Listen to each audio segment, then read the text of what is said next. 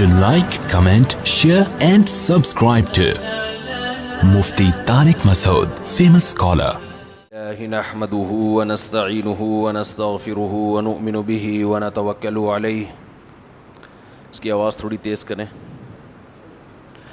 ونعوذ باللہ من شرور انفسنا ومن سیئات اعمالنا من يهده الله فلا مضل له ومن يضلل فلا هادي له ونشهد ان لا اله الا الله وحده لا شريك له ونشهد ان محمدا عبده ورسوله صلى الله تعالى عليه وعلى آله واصحابه وبارك وسلم تسليما كثيرا كثيرا.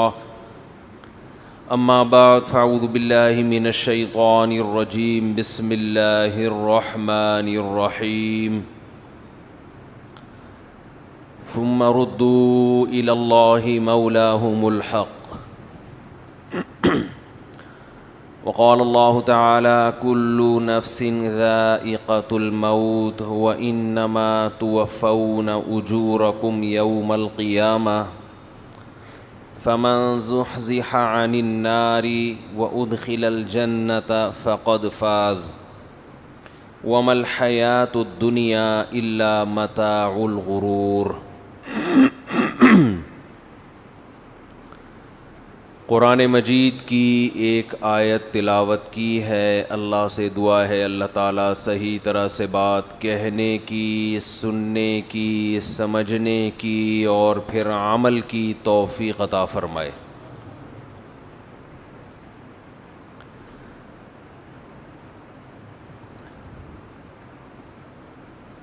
آیت جو میں نے تلاوت کی ہے اس کا مفہوم اتنا واضح ہے کہ آیت کے الفاظ سے ہی آپ کو پتہ چل گیا ہوگا کہ اس کا مفہوم کیا ہے. کل نفس ذائقۃ الموت، ہر نفس نے موت کا ذائقہ چکھنا ہے. ذائقہ کا معنی چکھنے والا. ذائقہ عربی میں اس کو نہیں کہتے جس کو ہم ٹیسٹ اور ذائقہ کہتے ہیں. ذائقہ اس میں فاعل ہے، جیسے قاتل قتل کرنے والا، قاتلہ قتل کرنے والی. تو ذائق چکھنے والا، ذائقہ چکھنے والی کو کہتے ہیں. بہت سے عربی الفاظ اردو میں آ کے نا ان کے مفہوم چینج ہوئے ہیں. تو کل نفس، نفس کا لفظ عربی میں مؤنث ہے، انسانی جان کو کہتے ہیں. اللہ فرما رہے ہیں ہر نفس ذائقۃ الموت، موت کا ذائقہ چکھنے والا ہے.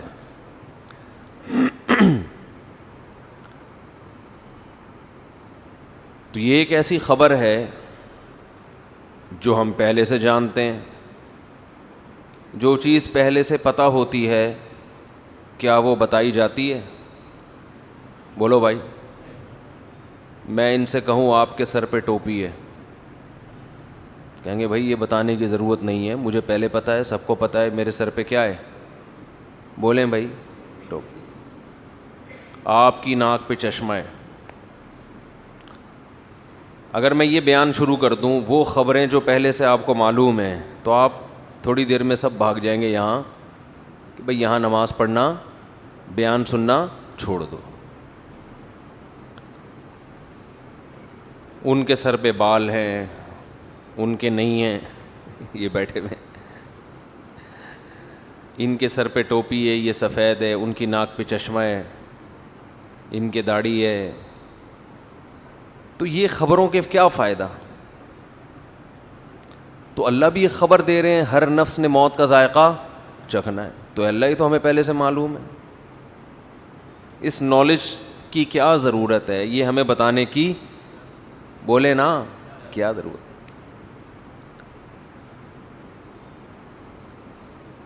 تو اللہ نے فرمایا دیکھو جب بھی کوئی خبر دی جائے اور جس میں کوئی آرڈر چھپا ہوا ہو تو وہ خبر ہوتی ہے، لیکن اصل میں اس خبر سے خبر مقصد نہیں ہوتی، بلکہ ایک اس کے اندر آرڈر چھپا ہوا ہوتا ہے، اس کی طرف اشارہ کرنا مقصد ہوتا ہے. خبر برائے خبر یہ حکیمانہ کلام نہیں ہے. میں کہوں ان کے سر پہ ٹوپی ہے, ان کی ناک پہ چشمہ ہے, تو کیا کریں بھائی, ہے تو کیا کریں. لیکن میں خبر دیتا ہوں, مجھے پیاس لگ رہی ہے, ایک خبر ہے. پشتو میں کہتے ہیں نا خبر اوری کا نا, سنا یہ لفظ, خبر سن رہا ہے کہ نہیں سن رہا. میں خبر دیتا ہوں مجھے پیاس لگ رہی ہے, فوراً 2-4 بندے اٹھیں گے کولر کی طرف پانی لینے کے لیے. ایسا ہوگا کہ نہیں ہوگا؟ اگر نہیں اٹھیں گے تو اس کا مطلب بہت ڈھیٹ ہیں. کیا ہیں؟ بہت ڈھیٹ لوگ ہیں. ایک بندے کو پیاس لگ رہی ہے, پانی کا انتظام نہیں کرتے. گھر میں ابا جب آ کے بیٹھتے ہیں اور کہتے ہیں مجھے پیاس لگ رہی ہے, تو یہ خبر برائے خبر نہیں ہے, اس کے پیچھے آرڈر چھپا ہوا ہے, پانی پلاؤ. اب یہ خبر فضول خبر نہیں ہے. میں اکثر بیان میں کہتا ہوں, آج کل جو شوہر حضرات گھر میں جب داخل ہوتے ہیں تو گھر سے باہر تو اخلاق بہت اچھے ہوتے ہیں, دوستوں کے ساتھ ہنسی مذاق گپ شپ. گھر میں جب داخل ہوتے ہیں تو ایسا لگتا ہے چنگیز خان نے بغداد پر حملہ کیا ہے. یہی ہے نا اسٹائل. گھر میں آتے ہی کیا کہتے ہیں, مجھے بھوک لگ رہی ہے. گھر والوں سے کیا کہتے ہیں, مجھے, یہ تو نیوز ہے نا, یہ سما پہ چلنی چاہیے یہ پٹی, کہ آپ کو کیا لگ رہی ہے, بھوک لگ رہی ہے, خبر ہے. تو لیکن یہ خبر برائے خبر نہیں ہوتی, اس کا مطلب ہوتا ہے کھانا فوراً چاہیے. یہ آرڈر ہے, کھانا لگا دو. اس خبر میں کیا چھپا ہوا ہے, بولو نا یار کیا ہو گیا, آرڈر چھپا ہوا ہے, کھانا لگا دو, بھوک لگ رہی ہے. یہ خبر ہے, اس کے اندر ایک آرڈر خبر نہیں ہوتا. خبر کی ڈیفینیشن یہ ہے کہ جب وہ جملہ مکمل ہو تو اس کو سچا یا جھوٹا کہا جا سکے. خبر سچی بھی ہوتی ہے اور جھوٹی بھی. آرڈر سچا جھوٹا نہیں ہوتا. پانی پلاؤ, تو یہ کوئی سچ اور جھوٹ سے تھوڑی تعلق ہے اس کا, یہ تو ایک آرڈر ہے. تو آپ جب گھر میں داخل ہوتے ہیں اور کہتے ہیں مجھے بھوک لگ رہی ہے, اس کا مطلب چنگیز خان بہت غصے میں ہے. اگر اس کو اس وقت کھانا نہیں ملا تو یہ بیوی بچوں کو بھی کھا سکتا ہے. بہت سے لوگ کھا گئے ہیں, ٹینشن دے دے کے کھا گئے ہیں. اب یہ خبر فضول خبر نہیں ہوگی. اب دیکھو, میں اگر کہوں کہ ان کی چشمہ ہے, 1 دفعہ کہوں گا, 2 دفعہ کہوں گا, 3 دفعہ کہوں گا, تو یہ کہیں گے کیا کروں میں, اگر ہے تو آپ کو دے دوں. یعنی یہ خود اس میں آرڈر تلاش کریں گے کہ یار یہ فضول خبر کوئی نہیں دیتا, اس کے اندر کوئی آرڈر چھپا ہوا ہے. آرڈر یہ کہ شاید ان کو اچھا نہیں لگ رہا, بھائی آپ لے لو. تو ایک مثال آئی ہے ذہن میں, لیکن وہ مناسب نہیں ہے, پھر وہ موضوع چینج ہو جائے گا ہمارا, وہی والا موضوع ہو جائے گا جو. تو اب گھر میں بار بار آپ جب جا کے کہو گے بھوک لگ رہی ہے, پیاس لگ رہی ہے, بھوک لگ رہی ہے, پیاس لگ رہی ہے, اس کا مطلب کیا ہے, کھانا لگا دو, کھانا لگا دو, کھانا لگا دو, پانی پلا دو. تو جو خبر ایسی ہو جس کے اندر کوئی آرڈر چھپا ہوا ہو, وہ خبر اس قابل ہوتی ہے کہ اس کو شیئر کیا جائے. جس خبر کے اندر کوئی آرڈر چھپا ہوا نہیں ہوتا, وہ خبر ٹائم ویسٹنگ ہے, اس کا عملی زندگی سے کوئی تعلق نہیں ہے. خامخواہ میں لوگ کہتے ہیں نا جنرل نالج, تو خامخواہ کی جنرل نالج کی اسلام میں کوئی ویلیو نہیں ہے, یہ ٹائم ویسٹنگ ہے. آج کل یہ بھی ہوتا ہے نا کہ 356 کو 488 ضرب دو تو کیا جواب آئے گا, تو چھوڑو, کیلکولیٹر سے بتا دے گا کیا جواب ہے, ہمیں کھوپڑی استعمال کرنے کی کیا ضرورت ہے, کیا ضرورت ہے بھائی. میں ایک بچے سے ملا, حفظ قرآن تھا, حافظ تھا قرآن کا ماشاء اللہ. اس نے قرآن پر اتنی محنت کی ہے کہ اس سے جب آپ, اور ایسے بہت سے بچے ہیں کہ آپ کوئی آیت پوچھو, وہ فوراً آیت نمبر اور فوراً پارا نمبر, مکی ہے مدنی ہے, ایک ایک چیز فوراً بتائے گا. اس سے پچھلے والی آیت بھی بتائے گا, اس سے پچھلے والی. حافظ اگلی آیت تو آسانی سے بتا سکتا ہے, پچھلی آیت بتانا حافظ کے لیے مشکل, کیونکہ جب اگلی آیت تو جب وہ آپ تلاوت کریں گے اگلی خود زبان پہ آ جاتی ہے, پچھلی نہیں آتی عام طور پر. تو بڑی محنت کی گئی اس بچے کے اوپر. بچے کو میں نے انعام بھی دیا, اس کو اپریشیٹ بھی کیا, لیکن میرا اپنا نظریہ یہ ہے کہ جس چیز پہ بچے کا ٹائم دماغ لگایا گیا ہے نا, اس کا آؤٹ پٹ کوئی زیادہ بولیں نہیں ہے, اس کا کوئی فائدہ نہیں ہے معاشرے میں. کیونکہ قرآن اس طرح سے یاد کرنا کہ اس سے پہلی والی آیت بھی فوراً ذہن میں آ جائے, یہ بہت مشکل کام ہے. بچے کا بہت دماغ کا دہی کیا ہوگا. تو اس سے کیا ہوتا ہے, جب ضرورت پڑے گی کہ اس سے پچھلی آیت کیا ہے, بھائی قرآن ہے, گوگل ہے, لکھے پچھلی خود آ جائے گی سامنے اس کے, تو اتنی دماغ کو محنت کرنے کی کیا ضرورت ہے ایک چیز پہ. ایک ایک آیت کا نمبر یاد کرنا, یا تو ڈاکٹر ذاکر نائک کی طرح کام کرنا ہے اور مناظر بننا ہے, تو چلیں جی فوراً آیت نمبر پیش کر دیا. لیکن اکثر علماء یہ بھی نہیں کرتے, اس لیے کہ اس کو رٹا لگانے کی کیا ضرورت ہے, یہ بھی تو آپ آیت پوری پڑھ کے پیش کر سکتے ہیں نا. دیکھو میں نے جو قرآن کی آیت پڑھی, کلُّ نفس ذائقۃ الموت, میں نے حوالہ نمبر پیش, آیت نمبر پیش نہیں کیا, اس لیے کہ یہ آیت آپ گوگل پہ لکھیں گے 10 حوالے نکال کے گوگل آپ کے سامنے پیش کر دے گا. تو جو کام گوگل کر چکا ہے وہ ٹینشن آپ کیوں لے رہے ہو, آپ وہ کام کرو نا جو نہیں ہو رہے. ہمارے ہاں بس کمال کو دیکھا جاتا ہے, یار کیا کمال ہے, یہ نہیں دیکھا جاتا اس کمال کا آؤٹ پٹ کیا ہے, اس سے معاشرے کو فائدہ کیا ہو رہا ہے. ایک ایسی چیز پہ دماغ آپ لگا رہے ہیں جس میں دماغ کھپ رہا ہے آپ کا, تو یہ آپ کسی اور چیز میں کھپا دیتے تو زیادہ فائدہ ہوتا اس کا. اب قرآن کسی نے یاد کر لیا الحمد سے لے کے والناس تک نارمل طریقے سے تو کافی ہے, وہ تلاوت بھی کر سکتا ہے, وہ تراویح بھی پڑھا سکتا ہے, وہ بیان بھی کر سکتا ہے, بیان میں آیتیں بھی کوٹ کر سکتا ہے, پوری آیتیں پڑھ کے سنا سکتا ہے. لیکن اس میں اتنے حروف ہیں, اس آیت میں اتنے وقف ہیں, اور اس آیت میں اتنے فلاں موقع پر, اور اس سے پچھلی والی یہ, اور یہ لفظ قرآن میں 20 جگہ پر آیا ہے, اتنی دفعہ 20 جگہ پر آیا ہے, 25 جگہ پر آیا ہے, اس کا پریکٹیکل لائف سے کوئی تعلق نہیں ہے. محنت بہت زیادہ ہے, اور اگر اس سے تھوڑا بہت فائدہ ہے بھی تو اتنی محنت میں اتنا تھوڑا فائدہ, یہ فائدہ نہیں کہلاتا. ہاں دنیا میں اور ہمارے پاس کرنے کے لیے کام نہ ہوتے پھر ہم دماغ کو اس پہ کھپاتے. جب اس سے زیادہ امپورٹنٹ کام اور بھی زیادہ ہیں تو ایسے ذہین ترین بچوں کی کھوپڑی ان کاموں میں لگانی چاہیے, کیونکہ ان بچوں کا حافظہ بہت تیز ہے, ذہانت بہت ہے. تو یہ حافظہ اور ذہانت ایسے کام میں لگانی چاہیے جس کا کوئی آؤٹ پٹ بہت اچھا ہو, بہت زیادہ ہو, کیونکہ یہ ضرورت تو ویسے ہی پوری. اب دیکھو کوئی اپنے بچوں کو 335 کا پہاڑا یاد کراتا ہے,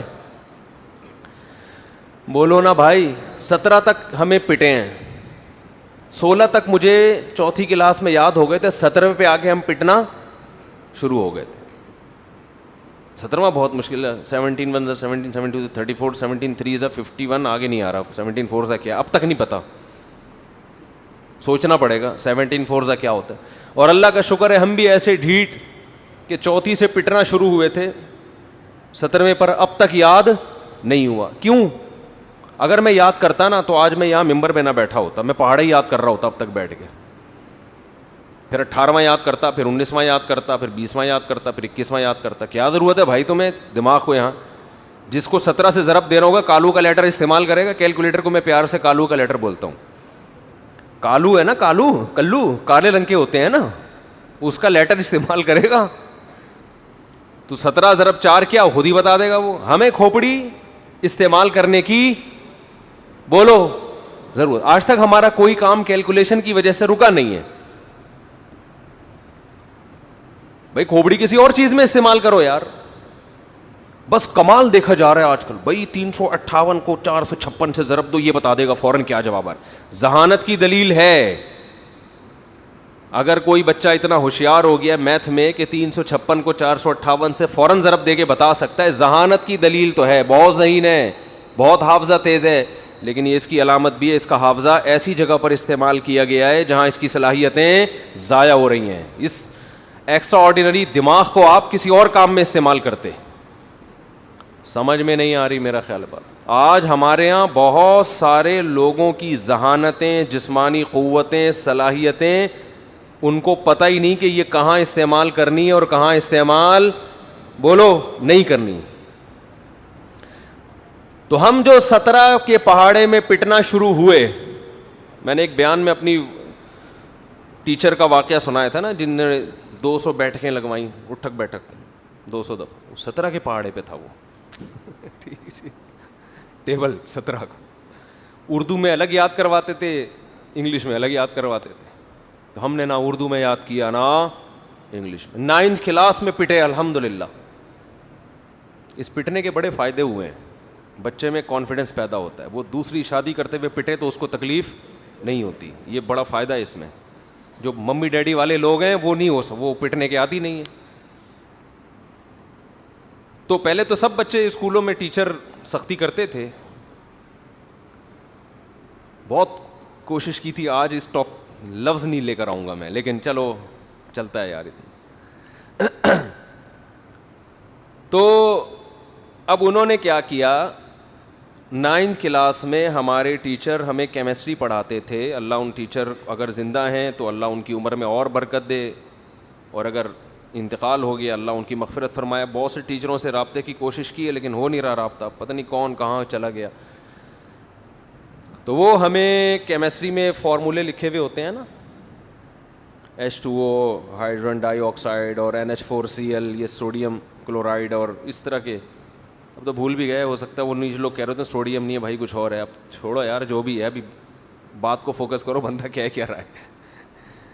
تو وہ سارے فارمولے کتاب میں لکھے ہوئے تھے. ہمارے ٹیچر نے کہا کہ کل سب طلباء اپنی اپنی کاپی میں لکھ کے لائیں گے اس کو.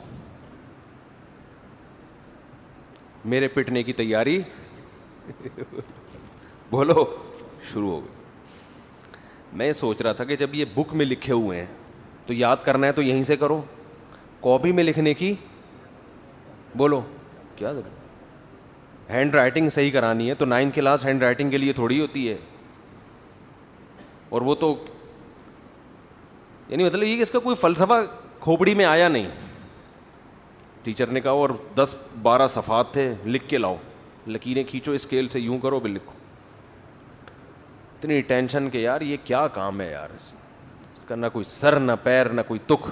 نہیں لکھے ہم نے تو ہم تو جو لکھنے کا کام تھا وہ نہیں کرتے تھے.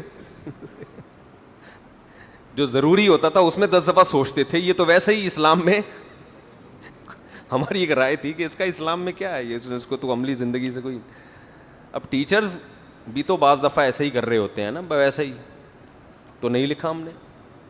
اگلے دن وہی ہاتھ ایسے ڈنڈے 2-4 دفعہ ڈنڈے کھائے, پھر انہوں نے بغیر کرسی کے ہوا میں بٹھا دیا ہم کو. آپ تھوڑی دیر بیٹھ کے دیکھیں تو آپ کو پتہ چلے گا. یعنی بیٹھے ہوئے ایسے ہیں جیسے کرسی پہ, لیکن حقیقت میں کرسی تشریف کے نیچے نہیں ہے. تھوڑی دیر آپ بیٹھے, ہم بہت دیر تک بیٹھے رہتے تھے اس طریقے سے. تو انہی دنوں میں ہمارے محلے سے کچھ لوگ ملنے کے لیے آئے اسکول میں کہ دیکھیں اس محلے کے بچے اسکول میں کیا کر رہے ہیں, کیسے پڑھ رہے ہیں, کیسے اسٹڈی ہو رہی ہے. تو ہمارے ریلیٹیو تھے کچھ, تو میں اور ہمارے دوست ہم دونوں بغیر کرسی کے بیٹھے ہوئے تھے ہاتھ اوپر کر کے. وہ اسی کنڈیشن میں کلاس میں داخل ہوئے ہیں, عزت ہو گئی. ٹھیک ہے نا, اسے کیا کہتے ہیں, عزت ہو گئی. تو ہم کہتے تھے آج ہماری محلے میں بہت عزت ہو گئی ہے. آپ کو پتہ ہے کراچی میں بے عزتی کو پیار سے عزت بھی کہا جاتا ہے. کراچی میں بے عزتی کو پیار سے کیا کہا جاتا ہے, عزت. کہ آج بہت عزت ہو گئی ہے. جیسے غیبت کو ذکر خیر کہتے ہیں, آپ کا ذکر خیر ہو رہا تھا, مطلب کیا ہے, برائی ہو رہی تھی آپ کی. تو یہ تو میں جو اصل ٹاپک ہے وہ لے کے چلتا ہوں. یہ بات یہاں آ گئی ہے تو اس کو 2-4 منٹ میں کمپلیٹ کرتا ہوں, کیونکہ یہ بھی ایک اہم پوائنٹ کی بات ہے کہ جب بھی کوئی کام لگا دے نا ذمے میں, یہ کچھ بھی کھوپڑی میں آ جائے تو کرنا نہ شروع کر دیا کرو. ہر کام سے پہلے آدمی 10 دفعہ سوچے اس کا فائدہ کیا ہے. بچوں سے بھی وہ کام کرواؤ جس کا ان کو فائدہ ہو. اچھا بعض کاموں کا فائدہ ہوتا بھی ہے, محنت بہت ہے فائدہ تھوڑا. دیکھو اللہ نے اگر ہمیں 10-15 زندگیاں دی ہوتی نا تو ایک تجربے میں 2-4 زندگیاں, ہندو کہتے ہیں نا 7 جنم ہیں, تو اگر واقعی سچی مچی میں 7 جنم ہی ہوتے تو 5-6 جنم ہم تجربے کی بھیंٹ چڑھا دیتے 7ویں جنم میں کام کرتے ہیں ہم. کیا خیال ہے؟ لیکن جنم اسلام کیا کہتا ہے؟ کتنے ہیں؟ ایک ہی دفعہ پیدا ہوئے ہو, ایک ہی دفعہ مرو گے. اس کے بعد جب دوبارہ پیدا ہوگے تو مرنے کے لیے نہیں بلکہ حساب و کتاب کے لیے. تو ایک ہی زندگی اللہ نے ہمیں دی ہے. تو یہ تجربوں کی بھیंٹ نہیں چڑھا سکتے کہ 17 کے پہاڑے اور 18 کے پہاڑے اور ٹیبل بیٹھ کے یاد کریں. 21 21 21 22 42 یہی ہے نا. یہ تو میں نے سوچ کے بتا دیا, یاد تھوڑی ہے. اور ایک ہدف بنایا کرو اپنی زندگی کا کہ چاہتے کیا ہو. یہ نہیں پتا ہوتا کہ میں جو ایجوکیشن حاصل کر رہا ہوں پیسہ کمانے کے لیے یا قوم کی خدمت کے لیے یا عزت کے لیے. اگر آپ تعلیم حاصل کر رہے ہو پیسہ کمانے کے لیے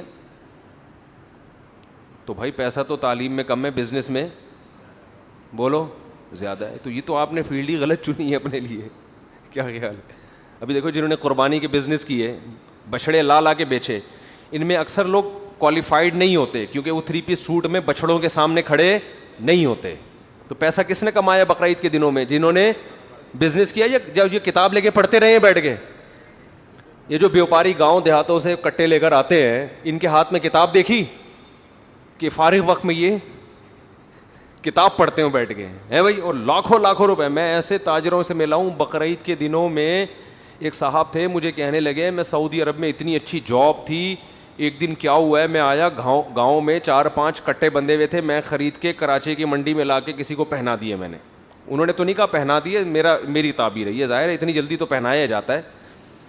وہ لا کے میں نے 4-5 کسی کو کہہ رہے اتنے نوٹ میرے پاس آ گئے. میں نے کہا یار سعودی عرب میں تو میں 6 مہینے میں اتنے نہیں کماتا جتنے یہاں کما رہا ہوں. تو کہہ رہے پھر مجھے اپنے گاؤں بھی انہوں نے دکھایا, میں ان کا گھر دیکھا, ہر وقت ان کے گھر میں صحن میں 4-5 کٹے بندھے ہوئے ہوتے ہیں. کہہ رہے میرا بزنس ہی کیا ہے, 2 مہینے 3 مہینے سوراب گوٹ میں جانور بیچتا ہوں اور 10 مہینے بیٹھ کے کھاتا ہوں, میں کچھ کام نہیں کرتا میں. تو پیسہ کون کما رہا ہے بولو؟ وہ زیادہ کما رہا ہے. ہاں کچھ ایجوکیشن ایسی ہیں جن میں پیسہ بہت ہے. آپ سی اے کر لیں اچھی تنخواہ ہوگی, لیکن سی اے کرنے جب سی اے سے فارغ ہوں گے تو آپ بالوں سے بھی, میں نے کوئی سی اے والے کے پورے بال اب تک جو مجھے مشاہدہ ہوئے, جس نے سی اے کیا ہے اس کے پورے سر کے بال مجھے ابھی تک نظر نہیں آئے. تو اتنی ہائی لیول کی ایجوکیشن ہو تو پھر تو چلو ٹھیک ہے, اچھی خاصی تنخواہ ہو جائے گی آپ کی. لیکن وہ بھی جب جا کے ہوگی 30-35 لاکھ روپے جا کے, اس وقت جب بہت تجربہ ہو چکا ہوگا اور کمپنیاں آپ کے تجربے سے آپ کو نچوڑ کے کروڑوں روپے کما چکی ہوں گی, تو آپ کو 30-35 لاکھ روپے تنخواہ دیں گی اور آپ سمجھو گے ماشاء اللہ کام کیا ہو گیا, ہڑو بچہ ہو گیا. خیر, تو آپ یعنی ہم کھوپڑی استعمال عام طور پر ہو نہیں رہی ہے ہماری. میں ایجوکیشن کی فضیلت کا قائل ہوں, یہ مطلب نہیں ہے کہ پڑھنا لکھنا چھوڑ دیں, میرا مطلب ہے کہ پہلے طے کریں کہ کیوں پڑھ رہا ہے. ڈاکٹر بن رہا ہے اگر پیسے کمانے کے لیے کما لیتے ہیں, لیکن عام طور پہ نہیں کما پاتے. اس کے لیے بہت زیادہ اونچے لیول کے ڈاکٹر وہ کماتے ہیں, اور حقیقت ہے کہ وہ بھی بزنس کرتے تو زیادہ کما لیتے ہیں. وہ اپنا ہسپتال کھول کے بزنس کریں پھر کمائیں گے. ہسپتال کے اونر کو دیکھو, کبھی کچھ MBBS کیا ہوا ہوتا ہے اس نے, فارغ ہوتا ہے بیچارہ اکثر, اس کو تو سگنیچر بھی کہیں سے سیکھے ہوئے ہوتے ہیں اس نے. خیر ابھی یہ ٹاپک نہیں ہے. تو ایجوکیشن سے مقصد انسانیت کی خدمت ہونی چاہیے, پھر پڑھنے میں مزہ آئے گا. سمجھتے ہو؟ مسلم قوم کو ترقی دینا مقصد ہو. ایجوکیشن کی ضرورت ہے, پیسہ اتنا ایجوکیشن میں نہیں ہے. تو ایجوکیشن, آپ ڈاکٹر بن رہے ہو انسانیت کی خدمت کرو, پھر دعائیں نکلیں گی لوگوں کے دلوں سے اور پھر جنت. ابھی ایک ڈاکٹر سے واسطہ پڑا, بڑا کام کر رہے ہیں, میں نے کہا یار آپ تو اگر نیت صحیح کر لو تو اللہ ویسے ہی, اللہ سے امید ہے کہ آپ کے اگلے پچھلے گناہ اللہ معاف کر دے گا. اتنی خدمت, اتنا لوگوں کی جانیں بچانا تو بہت اچھا کام ہے. لیکن ڈاکٹر کی نیت عام طور پر پیسہ کمانا ہوتی ہے, تو نہ ادھر کا رہتا ہے نہ ادھر کا, اور پیسہ کمانے کے لیے 2 نمبریاں کرنی پڑتی ہیں. ہسپتالوں میں دیکھ لو نا, جو گائنی کے ہاسپٹل ہیں ان میں جو آپریشن ہو رہے ہیں, یہ کیا بنتے تھوڑی ہیں یہ آپریشن. بچے کی ولادت کے لیے جو آپریشن ہو رہے ہیں یہ تو زیادہ تر غلط آپریشن ہو رہے ہیں, پیسہ کمانے کا دھندا ہے یہ. اس پہ تو ہمارے پاس اتنے ثبوت, اتنے شواہد ہیں کہ اگر میں پیش کرنا شروع کروں سارا بیان اسی پر ہو جائے گا. تو بہت سے اسپتال یہ کام کر رہے ہیں. تو خیر میں یہ عرض کر رہا تھا کہ قرآن جب کوئی خبر دیتا ہے تو خبر برائے خبر مقصد نہیں ہوتی, اس میں کوئی آرڈر چھپا ہوا ہوتا ہے. کیونکہ قرآن بلاغت کی کتاب ہے, اس میں فضول اور لغو بات ایک بھی نہیں ہے. تو ہمیں اس سے سبق بھی ملتا ہے کہ ہمیں بھی چاہیے کوئی بھی جب بات کریں تو اس میں کوئی پیغام چھپا ہوا ہو. اگر اس کے اندر کوئی پیغام نہیں ہے تو وہ خام خواہ کی فضول بات ہے. بعض دفعہ پیغام اظہار محبت بھی ہوتا ہے, آپ کسی سے خام خواہ کی گپ شپ لگا رہے ہوتے ہو, مقصد اس کو مانوس کرنا ہے, تو یہ بھی ایک پیغام ہے نا. یہ اس لیے کہ بعض لوگ بیان سن کے زیادہ صوفی بن جاتے ہیں. وہ کسی بھی دوست سے پوچھ رہے ہو, وہ ویسے ہی پوچھ رہے کیسی طبیعت ہے, تو بھائی مفتی صاحب نے کہا کوئی بھی ایسی بات نہ پوچھو جس کا عملی زندگی سے کوئی فائدہ نہیں ہے. تو طبیعت پوچھ کے آپ کو کیا کیا علاج کرانا ہے, آپ نے مجھے پیسے دینے ہیں, یہ کورونا کا ٹیسٹ کروانا ہے آپ نے. لوگوں پہ مسالہ بھی زیادہ چڑھ جاتا. بھائی یہ جو گپ شپ ہے نا یہ فری ہونے کے لیے, جاتا ہی تھوڑی ایک دم آدمی ٹو دا پوائنٹ بات شروع کر دیتا ہے. ایک آدمی کی شادی ہوئی نا تو بڑا ادیب تھا وہ, اس نے کہا دلہن سے اب میں کس طرح سے بات شروع کروں, بڑے تمیز سے بات شروع کرنی تھی. تو وہ کہنے لگا کہ میری کل آپ سے شادی ہوئی تھی, اس سلسلے میں حاضر ہوا ہوں میں. آپ یہ تمہید ہے, کل آپ سے میرا نکاح ہوا تھا اس سلسلے میں, یہ تمہید باندھ. تو اللہ نے ہمیں خبر دی ہے, کلو نفس ذائقۃ الموت, ہر نفس نے موت کا ذائقہ چکھنا ہے, یہ خبر ہے. سوال پیدا ہوتا ہے اللہ یہ تو ہمیں پتہ ہے, یہ تجھے بتانے کی کیا ضرورت ہے, یہ تو ہم دیکھ رہے ہیں صبح و شام جنازے پڑھ رہے ہیں, بچوں کے بھی, بوڑھوں کے بھی, جوانوں کے بھی, مردوں کے بھی, عورتوں کے بھی, غریبوں کے بھی, امیروں کے بھی, بادشاہوں کے بھی, وزیروں کے بھی, ہر ایک کے جنازے ہم پڑھ رہے ہیں, ہمیں پتہ ہے. تو یہ تو نے ہمیں کیوں بتایا ہے؟ معاذ اللہ نقل کفر غلط کلام ہے. اللہ خام خمیں ہمارا بھی وقت معاذ اللہ نقل کفر ضائع کر رہا ہے اور معاذ اللہ خود بھی لغو کلام کر رہا ہے. لیکن اگر اس خبر کے اندر کوئی آرڈر چھپا ہوا ہے تو پھر یہ کلام لغو اور فضول کلام بولو نہیں ہے. دیکھو ڈاکٹر جب آپ کو کہتا ہے نا کہ آپ نے مرنا ہے تو وہ خبر ہوتی ہے, اس کے اندر یہ آرڈر چھپا ہوا ہوتا ہے کہ آپ اپنی صحت کا خیال کرو ورنہ کیا ہو جائے گا, مر جاؤ گے آپ. وہ آرڈر دے رہا ہوتا ہے کہ آپ کی صحت اس لائق نہیں ہے کہ زیادہ آپ چل سکیں, لہذا صحت کا خیال کرو. یہ آرڈر چھپا ہوا ہوتا ہے. اگر حکیم سے مراد حکمت والا ڈاکٹر ہے, بعض دفعہ ڈاکٹر بتا دیتے ہیں نا کہ بھائی تمہاری صحت اس لائق نہیں ہے کہ تم 5-6 سال چل سکو گے. اب اگر ڈرانے کے لیے بتا رہا ہے تو غلط کر رہا ہے بھائی. وہ تو اگر آپ نے 5-6 سال کا بول دیا تو 2 سال میں مر جائے گا ٹینشن سے. لیکن اگر آپ اس کو یہ بتا رہے ہیں, جیسے سگریٹ کے ڈبوں پہ لکھا ہوا ہوتا ہے خبردار سگریٹ نوشی صحت کے لیے مضر ہے, تو کیوں لکھا ہوا ہوتا ہے کہ سگریٹ مت پیو؟ یہ آرڈر چھپا ہوا ہے کہ پینے کی چیز, کہتے ہیں دنیا میں ایک ہی پروڈکٹ پہ سچ لکھا ہوا ہوتا ہے, ایک ہی چیز ایسی ہے جس پہ کیا لکھا ہوا ہوتا ہے, ڈبے کے دودھ پہ نہیں لکھا ہوتا کہ اس میں کیلشیم نہیں ہے. ڈبے کے دودھ پہ لکھا ہوتا ہے, میں نے بیان کیا وہ ڈبے اور بھینس کے دودھ میں, نیچے بعض لوگوں نے کمنٹس کیا ہوا ہے اس کو کیا پتا, ڈاکٹر بنا ہوا ہے, بھینس کے دودھ میں اتنے جراثیم ہوتے ہیں اور ان کو کیا پتا. ایکچولی یہ ٹوپی ڈرامے چھوڑ دو, نیچر کے خلاف کبھی بھی اتنی ہر چیز کے لیے کو بہت زیادہ تحقیق کی, بعض چیزیں 2 اور 2 4 کی طرح ہوتی ہیں. میں نے کہا تھا نا تازہ دودھ پیو, نکالو اور پی جاؤ, اس نے کہا اس کو پتہ ہی نہیں ہے ڈاکٹر بنا ہوا ہے, تازہ دودھ پئیں گے وہ تو ایکچولی جراثیم اور یہ اور ٹوپی ڈرامے. تازہ دودھ میں جراثیم جب ہوں گے جب تھوڑی دیر اس کو رکھ لیں, پھر جرمز پیدا ہوں گے. اور اگر کوئی ڈاکٹر کہتا ہے نا ادھر دودھ نکال کے فوراً پینا نقصان دہ, وہ ڈاکٹر غلط کہہ رہا ہے. سمجھتے ہو, پیغمبروں نے پیا بھائی ایسے ہی, ہمارے نبی اسی طرح دودھ پیتے تھے, بکری کا دودھ نکالا اور فوراً پی گئے. پیغمبر غلط کبھی کوئی ایسا کام نہیں کرتے جو صحت کے لیے نقصان دہ ہو. تمام پیغمبروں نے ایسا ہی دودھ پیا ہے. حلب الشاتا. ہاں جب یہ دکان پہ آ گیا تو پتہ نہیں کتنے ٹائم کے بعد گوالوں کے پاس آیا بھینس سے نکل کے. جو بھینس نے دیا تھا وہ سچی مچی کا تھا. اب جو گوالا دے رہا ہے اس میں گوالے کے اپنے بھی کچھ چیزیں اس نے, مکھیاں, مینڈک, گوبر, بہت ساری چیزیں اس میں شامل ہو چکی ہیں, پسینہ اور پتہ نہیں کیا کیا ہوگا, اللہ ہی جانے. تو اسی وجہ سے اس کو چھان لینا چاہیے تاکہ اس میں سے لال بیگ اور مینڈک نکل جائیں. آپ کہہ رہے ہوں گے مکھیاں ہوتی ہیں, مکھیاں تو بہت چھوٹی چیز ہے بھائی, مکھیاں تو بہت چھوٹی چیز ہے. جب کافی ٹائم گزر گیا تو اب اس کو بوائل بھی کرنا چاہیے. اب اس کو بوائل کریں کیونکہ اب یہ اس کنڈیشن میں نہیں ہے, اب تو اس میں پتہ نہیں کیا کیا شامل ہو گیا, تو اس کو چھانے بھی اور کیا کریں. لیکن پھر بھی یہ بوائل, یہ جو اتنی ٹائم گزرنے کے بعد جب آپ بوائل کر کے پئیں گے, یہ ڈبے سے پھر بھی لاکھ درجہ بہتر ہے. یہ ڈبے سے پھر بھی لاکھ درجہ بہتر ہے. اس پہ آپ کہیں گے مفتی صاحب آپ کی کیا تحقیق ہے, آپ کوئی ڈاکٹر ہیں, آپ پی کے دیکھ لو.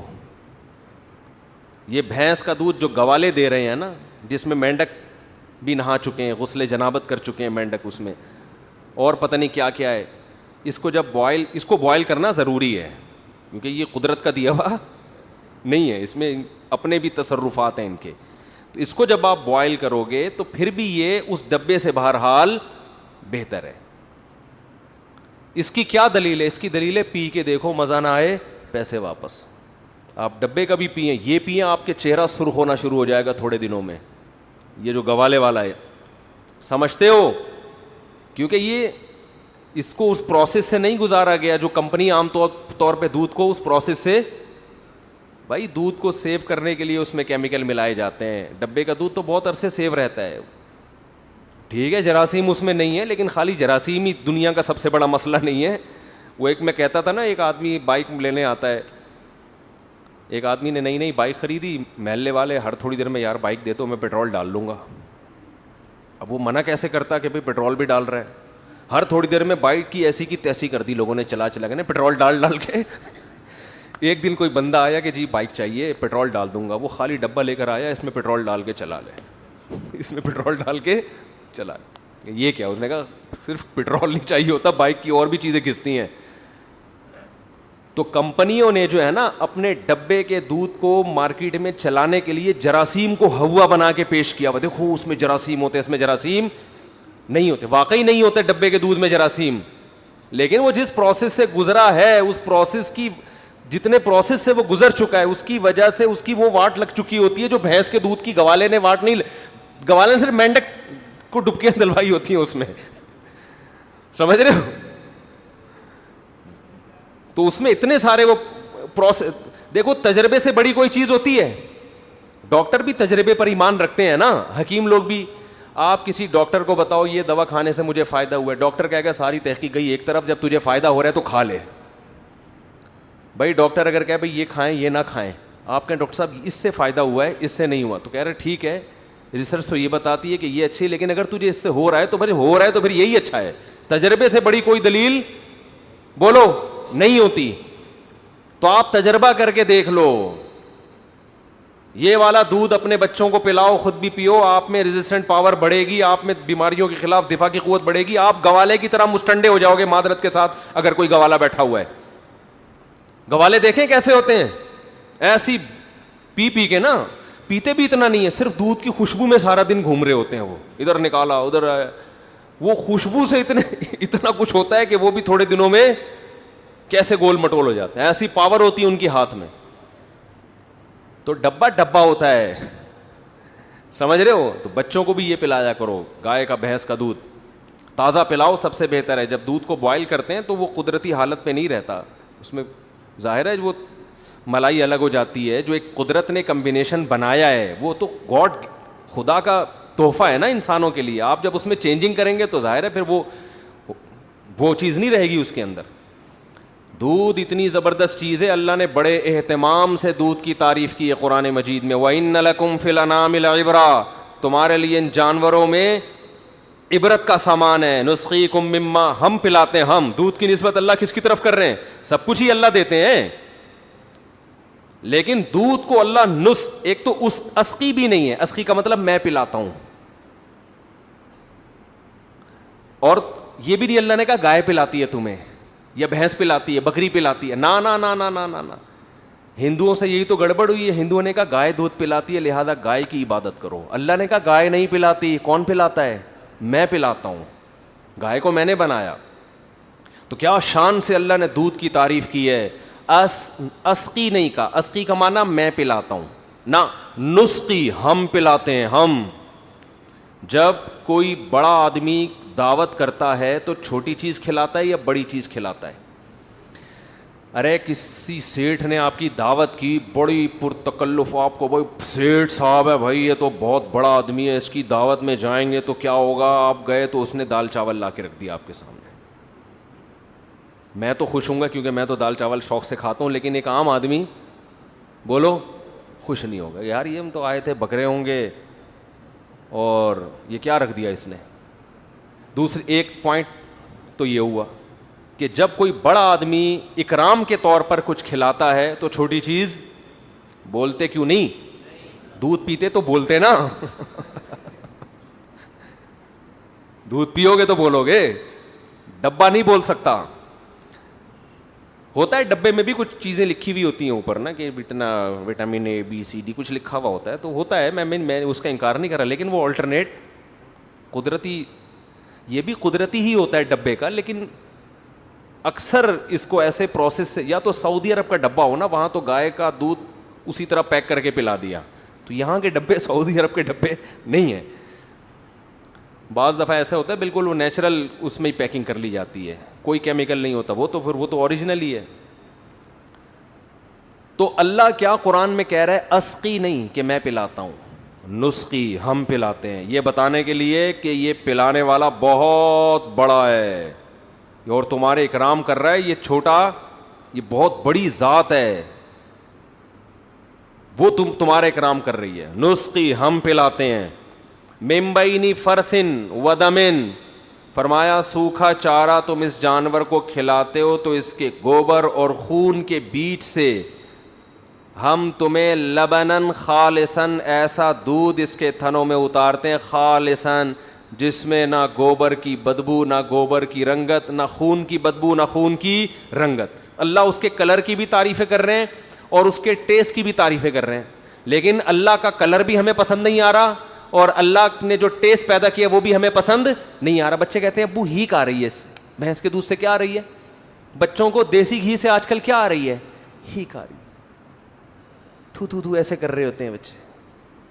جو خوشبودار دودھ اور خوشبودار گھی ہے آج کل برگر فیملیوں کے بچوں کو اس سے کیا آ رہی ہے؟ یہ ہے آرٹیفیشل کا نقصان. سمجھتے ہو پاپڑ کھانے کا یہ کیا ہے؟ یہ نقصان ہے. جو پاپڑ کھائے گا دودھ نہیں پیے گا وہ. تو اللہ فرماتے ہیں من بین فرثن ودمن لبنن خالصن, لبن خالصن جس میں نہ گوبر کی بدبو, نہ خون کی بدبو, نہ گوبر کی رنگت, نہ خون کی رنگت. یہ تو اس کا کلر ہے اور مزہ کیسا ہے؟ سائغ للشاربین, پینے والوں کے حلق میں پھسلتا چلا جاتا ہے. ہمارے حضرت جب اس آیت کی تلاوت کرتے تھے فرماتے ہیں اتنا مزہ آتا ہے کہ جیسے ایک گلاس دودھ تو پی لیا ہم نے, پھسلتا چلا جاتا. حضرت تو بہت خلاف تھے چائے کے نا, تو وہ کہتے تھے اللہ نے اتنا اچھا دودھ پیدا کیا, پتی ڈال کے دودھ پتی بنا کے بیڑا ہی اس کا غرق کر دیا.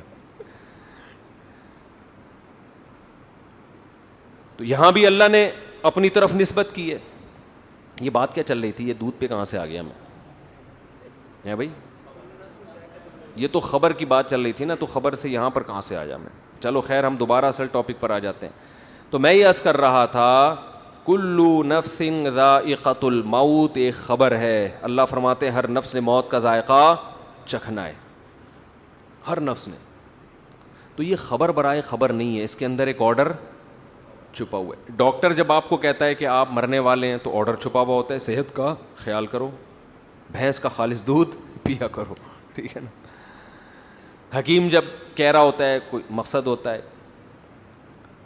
تو جب بھی کوئی خبر دیتا ہے اگر وہ عقل مند ہوگا, تو اللہ جب خبر دے رہے ہیں نا کلو نفس ذائقۃ الموت, ہر نفس نے موت کا ذائقہ چکھنا ہے, تو یہاں بھی کچھ آرڈر چھپے ہوئے ہیں اس کے اندر. وہ آرڈر کیا ہے؟ نمبر 1, دنیا دل لگانے کی جگہ, بولو نہیں, مرو گے. جیسے میں نے کہا تھا نا زید پیٹے گا وہ بیان میں کہا تھا نا, وہ زید میں مزہ نہیں آ رہا جب تک وہ نام نہ آئے نا. تو خیر اب کیا کریں. تو اللہ کہتے ہیں ہر بندہ کیا ہے, مرے گا. ہر بندہ کیا ہوگا, مرے گا. تو جو جگہ چھوڑ کے جانا ہے اس سے دل لگانے کا کوئی تک بنتا ہے بھائی. آپ ٹرین میں بیٹھے ہوئے ہیں, سیٹیں اتنی اچھی اور زبردست اور بہت مزہ آ رہا ہے یہاں پہ, تو بیگم ہم یہ سیٹیں گھر نہ لے جائیں اپنے ساتھ, کیا خیال, یہ اے سی نکال کے لے جائیں. اسٹیشن آیا تو آپ اتر ہی نہیں رہے, آپ اسی سیٹ سے چپک گئے ہو. کوئی غریب آدمی بیچارہ جھونپڑی سے نکلا ہوا, اس کو کسی نے اے سی پارلر میں بٹھا دیا, اب اس کو جھولے بھی مل رہے ہیں, مزہ بھی آ رہا ہے. کسی نے بعض دفعہ ہوتا ہے کہہ رہا بھائی, تو ایسے موقع پہ اسے کیا کہا جائے گا, بھائی یہ ٹرین ہے, یہ دل لگانے کی یہ مسافر خانہ ہے, یہاں سے آپ نے اترنا ہے. تو ایک آرڈر تو یہ چھپا ہوا ہے کہ دنیا دل لگانے کی جگہ بولو نہیں. لیکن یہ بات سمجھ میں نہیں آتی, جیسے کرونا جب تک خود نہ ہونا اس وقت تک سمجھ میں خود کو نہ ہو جائے, اس وقت تک نہ SOPs پر انسان عمل کرتا ہے, نہ اس کی سمجھ میں آتا ہے. وہ یہودیوں کی سازش ہی سمجھتا رہتا ہے, سمجھتے سمجھتے بالآخر سانس اکھڑتا ہے, پھر چیختا ہے آخر میں نہیں بھائی سازش وازش, یہ واقعی بیماری ہے. ہم نے بہت سے لوگ ایسے دیکھے ہیں, سمجھا کے تھک گئے تھے, نہیں مان رہے تھے. تو جب کرونا کا اٹیک ہوتا ہے نا, تو پھر انسان کہتا ہے یہ والی علامتیں تو آج سے پہلے مجھ میں کبھی پائی نہیں گئی تھی. ایک صاحب تھے بہت الجھتے تھے مجھ سے, میں ان کو بتاتا بھائی یہ بیماری ہے, وہ نہیں مانتے تھے. پھر جب ان کو ہوا نا, پھر ان کا یہ ملفوظ ہے کہ کرونا ایک ایسی بیماری ہے جب تک خود نہ ہو انسان اس پر ایمان نہیں لاتا. تو میرے بھائی موت بھی ایک ایسی حقیقت ہے, مانتے ہیں زبان سے بولتے ہیں, دل سے نہیں مانتے. جب تک موت کا فرشتہ نظر نہیں آتا, سانسیں اکھڑنا شروع نہیں ہوتی, اس وقت تک کھوپڑی کام انسان کی نہیں کرتی. وہ مر گیا, فلاں مر گیا, اس کا ماموں مر گیا, اس کا چاچا مر گیا, اس کی پھوپھی مر گئی, اس کی خالہ اتنی خبریں بچپن سے سنتے آ رہے ہیں. بھائی وہ مرا ہے نا, میں تھوڑی, ابے تو بھی تو کسی کا پھپھا ہے, تو بھی تو کسی کی خالہ ہے, تو بھی تو کسی کا بھتیجا ہے, تو بھی تو کسی کا ابا ہے, تو بھی تو کسی کا دادا ہے, تو بھی تو کسی کا نانا ہے. جب تیرے ابا مر سکتے ہیں, تیرے نانا مر سکتے ہیں, تیری نانی مر سکتی ہیں, تیری دادی مر سکتی ہیں, تیری خالہ مر سکتی ہیں, تیری پھپھو مر سکتی ہیں, تو بھی تو کئی لوگوں کا یہ ہے. اوپر سے بولے گا موت برحق ہے, دل میں ہوگا میں نہیں مروں گا. اگر دل میں یہ ہوتا کہ میں مروں گا تو دنیا چھننے پہ روتا کیوں پھر؟ اتنا رو رہے ہیں, اتنا رو رہے ہیں, ہائے ہائے ہائے ہائے, جس سے ملو ہائے ہائے ہائے, ٹینشن لے کے بیٹھا ہوا ہے. اگر آپ کو کوئی بتا دے کہ آپ تھوڑے دنوں میں مر جاؤ گے, پھر آپ کو پلاٹ کی ٹینشن ہوگی؟ بولو کہ یار میرا کوئی پلاٹ نہیں ہے, میرا کوئی گھر نہیں ہے, میری کوئی گاڑی نہیں ہے, میری شادی نہیں ہوئی ٹھیک ہے, ٹینشن ہوگی. بولتے کیوں نہیں؟ کیونکہ یہ بھی آج کل بیان سن کے لوگوں کو ٹینشن ہے کہ ہو کیوں نہیں رہی, یہ تو 4 کی ترغیب دے رہے ہیں, ہماری ایک نہیں ہو رہی. ٹینشن پھر میرے پاس آ جاتے ہیں. اب تو جو مجھ سے ملنے کے لیے آتے ہیں میں وہیں روک کے بولتا ہوں شادی کے لیے تو نہیں آ رہا بھائی, وہیں سے یو ٹرن پکڑ لو, میں رشتے نہیں کراتا بھائی. تو کہہ رہے ہو تو ایک بھی نہیں ہو رہی ہماری. بھائی آپ کوشش کرو, ہو گئی ٹھیک ہے, نہیں ہو تو ہو کے بھی وہیں قبر میں جاؤ گے, نہیں ہو کے بھی مرا کے سب کیا ہے, ختم, فنش. یہ بھائی یہیں کے کھیل ہیں. جب ہیں تو پھر یہیں کے ہیں, تو پھر میں اتنی اہمیت سے بیان کیوں کرتا ہوں؟ اس کی اور وجوہات ہیں, وہ ابھی ٹاپک میں لے کے نہیں چلوں گا, اس کی وہ مذہب کا حصہ ہے اس لیے بیان کرتا ہوں میں. آخرت کی تیاری کے لیے اس ٹاپک پر بیان بھی ضروری, اس پر عمل بھی ضروری ہے, یہ اس وجہ سے کرتا ہوں. تو موت کی باتیں تو کبھی کبھار کر لیتے ہیں, ہاں جی موت تو برحق ہے, لیکن عمل سے ایسا لگتا ہے یہ مرنے کے لیے تیار, بولو نہیں, بالکل بھی نہیں ہے تیار. نہ مرد مرنے کے لیے تیار ہے اور نہ خواتین. دوسرا, کچھ حقیقتیں ایسی ہیں جن سے ہم ایسی نظریں چرا کے بیٹھے ہوئے ہیں, جیسے سامنے گڑا ہو, کھڈا ہو, اور آپ بول رہے ہو کہ نہیں میں چلتا رہوں گا, کوئی گڑا نہیں ہے سامنے, گٹر کا ڈھکن کھلا ہوا ہے, آپ اسی اسپیڈ سے اسی طرف جا رہے ہو. اگلا کہہ رہا ہے بھائی یہ گٹر ہے, کھلا ہوا ہے, آپ کو نظر آ رہا ہے, لیکن پھر بھی آپ کی اسپیڈ کم ہونے کا نام نہیں لے رہی. ایسے ہی لوگوں کو قرآن کہتا ہے سمم بکمن عمیون, اندھے ہیں, بہرے ہیں, گونگے ہیں. قرآن جن کو اندھے بہرے اور گونگے کہہ رہے ہیں وہ سچی مچی کے اندھے بہرے گونگے تھوڑی تھے. ان کی تو نظریں 6x6 نظریں لے کے بیٹھے ہوئے تھے, کان سماعت بہت تیز تھی ان کی, سنتے بہت تھے, بولتے بہت تھے. ان کو قرآن کیا کہہ رہے ہیں؟ اندھے ہیں, بہرے ہیں اور گونگے ہیں. نہ حق بول سکتے ہیں, نہ حق سنتے ہیں, اور نہ حق دیکھتے ہیں.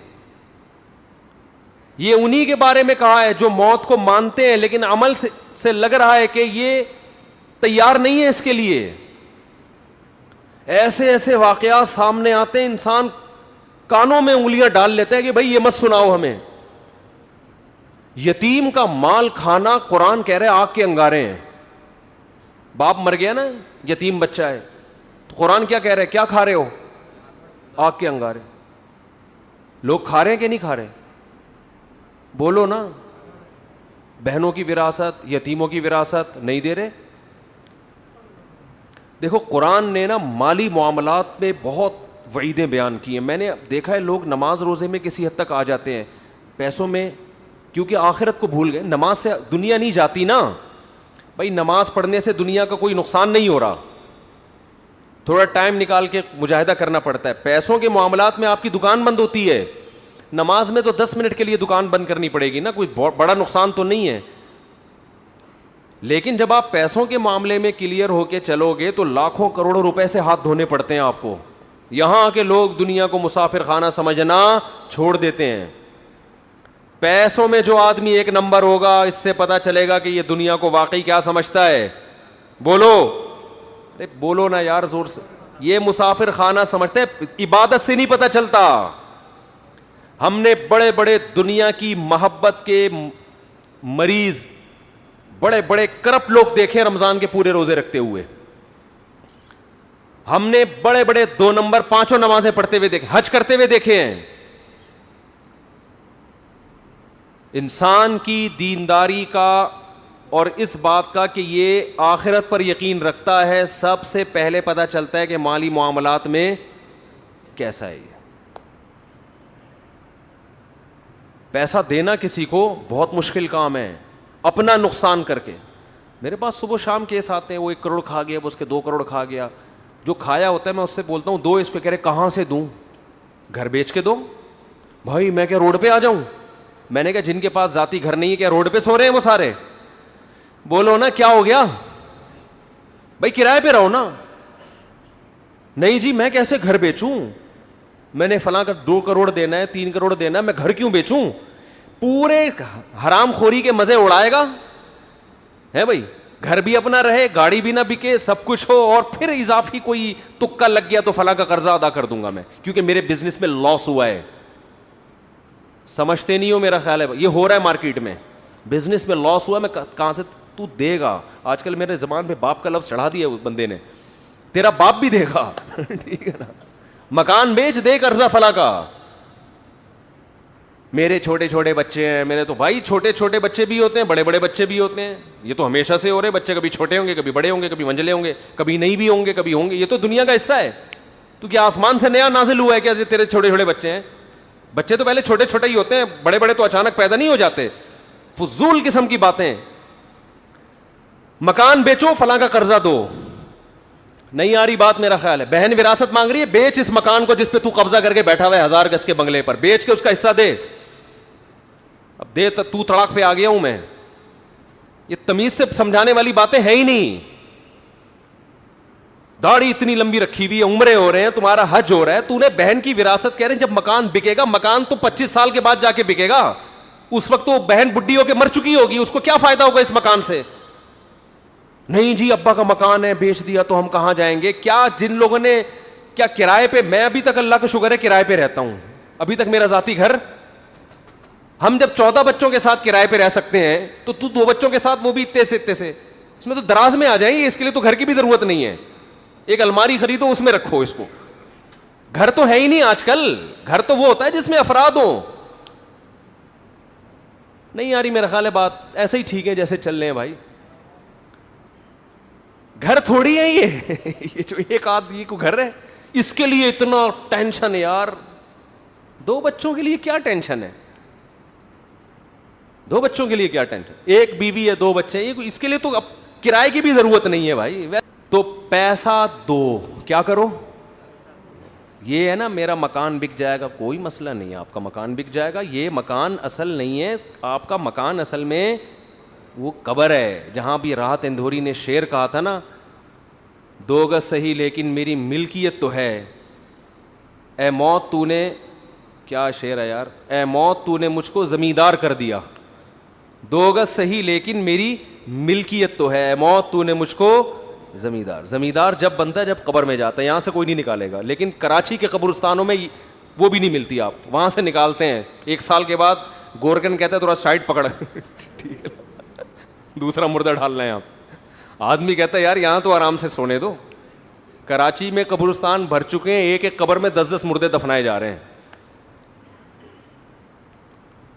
تو وہ 2 گز کا پلاٹ بھی 10 مردے اس میں شریک ہوتے ہیں. ابھی ایک صاحب آئے کہ وہ ہماری والدہ کا انتقال ہوا تھا, اسی قبر میں والد کو ہم دفنا رہے ہیں, جگہ نہیں مل رہی. میں نے کہا اپنی ذمہ داری پہ دفناؤ بھائی. اب مجھے نہیں پتا آپ کے ابا اماں کے تعلقات کیسے تھے, ہاں ایسا نہ ہو کہ ہاں سوری ابا کا انتقال ہوا تو اسی میں اماں کو دفنا رہے ہیں. میں نے کہا ایسا نہ ہو قیامت کے دن ابا بولے یار یہاں تو مجھے تھوڑا سا انجوائے کرنے دیتے, لیکن اگر اچھے تعلقات ہیں پھر تو ٹھیک ہے. تو میں نے کہا دفنا سکتے ہیں, اتنا عرصہ اگر گزر گیا, لیکن باقی آپ کے ابا اماں کے تعلقات کیسے تھے یا ابا جانے, بولو آپ جانے. احتیاط اسی میں ہے کہ فاصلہ رکھا جائے. تو خیر پیسوں کے معاملے میں انسان کا پتہ چلتا ہے کہ یہ دل سے دنیا کی محبت اس کے دل میں ہے یا نہیں. پیسوں میں دل بڑا کرو, دینا سیکھو, لے لو یار لے جاؤ, مسافر خانہ ہے مریں گے. اور اللہ کا نظام ایسا ہے جو دنیا کو مسافر خانہ سمجھ کے پیسہ لٹاتا ہے, دولت آتی بھی اسی کے پاس ہے. رزق جو ہے نا ایسے آتا ہے سینگ مار کے گھستا ہے, جیسے بیل نا, آوارہ بیل جیسے ٹکرے مار مار کے گھستا ہے نا لوگوں کے گھروں میں, ایسے رزق گھستا ہے. لیکن اللہ پہلے آزماتے ہیں کہ تو مجھ پہ اعتماد کرتا بھی ہے کہ نہیں کرتا. دینا سیکھو, کسی کا حق اپنی جیب میں مت رکھو. اور دیکھو مالی معاملات میں اللہ نے ایک اور حکم دیا ہے بہت اہم. اچھا لوگ یہ بھی دیکھ رہے ہوتے ہیں فلاں کو ضرور, میں اپنا 2 کروڑ کا مکان بیچوں گا تو فلاں کو ضرورت کیا ہے, وہ تو اتنا کھاتا پیتا آدمی ہے. او بھائی جان, جب کسی کا پیسہ آپ کے ذمے ہوتا ہے تو آپ نے دینا ہے اس کو, وہ چاہے زرداری کیوں نہ ہو, ٹھیک ہے نا. اس کو ضرورت ہے یہ نہیں, یہ نہیں ہے شریعت میں, آپ نے دینا ہے. وراثت دینی ہے. ایک بھائی کروڑ پتی, ابھی ایک ویڈیو وائرل ہوئی تھی, پتہ نہیں صحیح ہے غلط ہے, کہ وہ بہن وراثت مانگ رہی تھی, اس کو بھائیوں نے کوٹا. مجھے نہیں پتا وہ صحیح ہے فیک بھی ہوتی ہیں چیزیں, یا بعض دفعہ کیس کچھ اور ہوتا ہے بنا کچھ اور دیا جاتا ہے, لیکن بعض دفعہ ایسا حقیقت میں ہوتا بھی ہے. بہت سے علاقوں میں بہن وراثت نہیں مانگ سکتی, اسے پتہ ہے میرے نمازی پرہیزگار بھائیوں کو غصہ بولو آ جائے گا. دل بڑا رکھو, دو بغیر مانگے دو. یار روڈ پہ آ جاؤ, خدا کی قسم کسی کو حق دے کے انسان غریب ہو جائے, اس میں سکون زیادہ ہے. آدمی کا یار 1 پیسہ کسی کا میرے ذمے نہیں ہے, اللہ کھلائے گا, اس کا اپنا مزہ ہے. اور پھر اللہ ایسا کھلاتا ہے چھپڑ پھاڑ کے. میں اکثر ایک واقعہ سناتا ہوں نا, پہلے زمانے میں تو دینی مدارس کے پاس وسائل بہت کم ہوتے تھے, تو ہم کتابوں میں ایک واقعہ پڑھتے تھے. ایک بہت بڑے بزرگ, نام ذہن میں نہیں ہے ان کا, انہوں نے کیسے غربت میں پڑھا. طالب علم تھے, پڑھتے تھے, تو گھر میں جب کھانے کے لیے آتے تو ماں کہتی آج ہم اللہ کے مہمان ہیں, کھانا نہیں ہے. مطلب یہ اشارہ تھا کہ آج نہیں ہے. اللہ کے مہمان کا مطلب کچھ بھی نہیں ملے گا آج, اللہ ہی کھلائے گا, روحانی طور پر کھلائے. بچے بھی بڑے نیک ہوتے تھے, چلے جاتے. ایک دن اسی طرح گئے ہیں, اماں کچھ کھانے کو ہے, انہوں نے کہا ہاں ہے, رونے لگے. اس نے کہا اماں جب تو یہ کہتی تھی نا آج ہم اللہ کے مہمان ہیں, اس میں زیادہ مزہ تھا. اس بھوک کو کس کے لیے برداشت کیا جا رہا ہے, اللہ کے لیے, اس کا اپنا مزہ ہے. امام احمد ابن حنبل رحمہ اللہ تعالی, جو امام بخاری کے استاذ ہیں, وہ کہتے ہیں ایک آدمی شادی شدہ بچوں والا جب وہ غربت سے پریشان ہوتا ہے, اپنے بیوی بچوں کی طرف دیکھتا ہے اور اس کے پاس وسائل نہیں ہیں, اور اللہ کے سامنے گڑ گڑاتا ہے, اللہ کو اس شخص سے محبت اس عبادت گزار سے کئی گنا زیادہ ہوتی ہے جو ہر وقت مسجد میں بیٹھ کے اللہ اللہ کرتا ہے. سمجھتے نہیں ہو؟ ایک آدمی جو 24 گھنٹے اللہ کی عبادت کر رہا ہے, اور ایک وہ جو اللہ کی مخلوق میں لگا ہوا ہے, اور وسائل نہ ہونے کی وجہ سے اللہ سے دعائیں مانگتا ہے کہ اللہ ان کی خاطر مجھے روزی دے. جس کی آل اولاد ہو وہ تو پریشانی میں پھرتا ہے نا. کنواروں کو کیا ہے, ان کو تو گٹکے کے پیسے چاہیے بس. جو بال بچے والے لوگ ہیں ان کو ٹینشن ہوتی ہے نا, ان کو کھلانا ہے پلانا ہے. تو امام احمد کہتے ہیں شادی شدہ بال بچوں والے آدمی کو جو رزق کی ٹینشن اللہ کی طرف سے ملتی ہے, اس ٹینشن سے جو اس کے درجات بلند ہوتے ہیں وہ عبادت گزار کے درجات عبادت سے ایسے بلند نہیں ہوتے. ایک تہجد گزار اور دن میں روزے رکھنے والے کو وہ مقام نہیں ملتا. تو اللہ پہ اعتماد, اللہ پہ توکل, اللہ کے لیے ٹینشن اٹھانا یہ بہت بڑی عبادت ہے. یہ عبادت کیوں ہے کہ اس ٹینشن میں بھی اس کے قدم حرام کی طرف نہیں جا. نہ یہ نسل روک رہا ہے, نسل روکنا بھی جائز نہیں ہے غربت کے خوف سے کہ کھلاؤں گا کہاں سے. اس میں اللہ پہ توکل واجب ہے کہ جس اللہ نے مجھے کھلایا ان کو بھی کھلائے گا. کسی کو کم دے گا, کسی کو زیادہ دے گا, کوئی بات نہیں, اللہ کا نظام ہے. یبسط الرزق لمن یشاء ویقدر, جس کے لیے چاہتا ہے رزق کشادہ, جس کو چاہتا ہے تنگ کر دیتا ہے. جس کے کشادہ کر دیا شکر ادا کرے, تنگ کر دیا صبر کرے. بھائی اللہ کے ہاتھ میں ہے. اس بیس پہ نسل روکنے کی اجازت نہیں ہے آپ کو کہ پیسے نہیں ہیں تو بچے کیسے پالوں گا میں. لبرل لوگوں کے اصول کچھ اور ہیں زندگی گزارنے کے, اسلام کے اصول کچھ اور ہیں. اور ایک دفعہ اسلام کے اصولوں پہ آ جاؤ, نقد فائدہ ملے گا, دل کا سکون, اطمینان, غربت میں بھی سکون, شکر کی توفیق ملے گی. ہم نے اپنے بزرگوں کو دیکھا ہے انتہائی غربت میں ان کے چہروں پہ ایسے خوشی جیسے ارب پتی ہوں. یہ وہ کہتے ہیں اللہ نے تو ہمیں ہماری ضرورتوں سے کروڑہ گنا زیادہ دے دیا. کہتے ہیں ہمیں تو ضرورت ہے 2 وقت کی روٹی کی لیکن اللہ 3 ٹائم کھلاتا ہے. ہمیں تو ضرورت ہے بس ایک چھپڑا مل جائے سر چھپانے کو, لیکن اللہ نے پورا گھر. وہ یہی سوچ سوچ کے خوش ہوتے رہتے ہیں. اور ہمارے یہاں کیا ٹینشن چل رہی ہے یار, 20-50 سال کا ہو گیا اب تک اپنا گھر نہیں بنا سکا میں, اب کیا کرے گا بنا کے. بھائی تھوڑا سا ٹائم رہ گیا, نکل لے. پتلی گلی آنے والی ہے, پتلی گلی آنے والی ہے جس سے فرشتے چوہے نکالیں گے. نکل, 50 سال کے بعد کیا بنانا ہے یار. ہاں بچوں کے لیے آدمی کوئی پراپرٹی لے لیتا ہے, مر گیا. اگر اللہ نے بہت وسائل دیے ہیں تو چلو حدیث میں آتا ہے کہ ان کو ایسے لاوارث مت چھوڑ. اگر اللہ نے وسائل دیے ہیں, نہیں دیے تو بولو یار ہم بھی تو کسی کے بچے تھے, جب ہم پل گئے تو یہ بھی پل جائیں گے. ٹینشن تو لینی نہیں ہے نا بھائی. ٹینشن لینا اس کی علامت ہے دل میں دنیا کی محبت ہے. اس دنیا سے چپکے ہوئے ہو ایلفی کی طرح, چھوڑنے کے لیے جو چھوڑے گی یہ بتا دوں. اور دنیا چھوڑتی بھی اور آپ کی مرضی سے بتا کے نہیں چھوڑتی. بھائی یہ بڑا مسئلہ ہے دنیا کے ساتھ. چلو کوئی محبوبہ آپ کو چھوڑ کے جائے, بتا کے جائے بھائی میری فلاں سے سیٹنگ ہو گئی ہے میں جا رہی ہوں, تو آدمی کو تسلی ہوتی ہے یار اب کیا کرو یار, اب ہو گئی سیٹنگ کیا کر. ایک ہوتا ہے ٹائم دیا تھا قائد اعظم کے مزار پہ آنے کا, ہیں آپ امید میں پہنچے کہ یہاں ملاقات ہوگی, لیکن اطلاع آئی کہ کسی اور کو کہیں اور ٹائم دے چکی. یہ دھچکا برداشت کر دے گا انسان.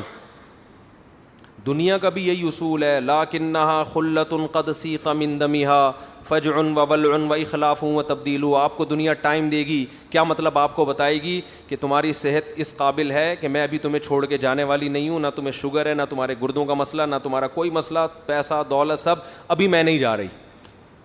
لیکن ادھر پورا پتلی گلی اس نے تیار کر کے رکھی. اس کو ٹرک کے نیچے لا کے مارو, اس کمبخت کو کوئی بیماری نہیں ہے, اس کو ٹرک کے نیچے لا کے مارو. یہ ایسے نہیں مرے گا, نہ اس کو نہ شوگر ہے نہ گردوں کا مسئلہ ہے, اس کا ٹرک بنتا ہے. کیا بنتا ہے؟ اس کی ہڈیاں بھی مضبوط ہے, کار ایکسیڈنٹ میں بھی نہیں جائے گا یہ.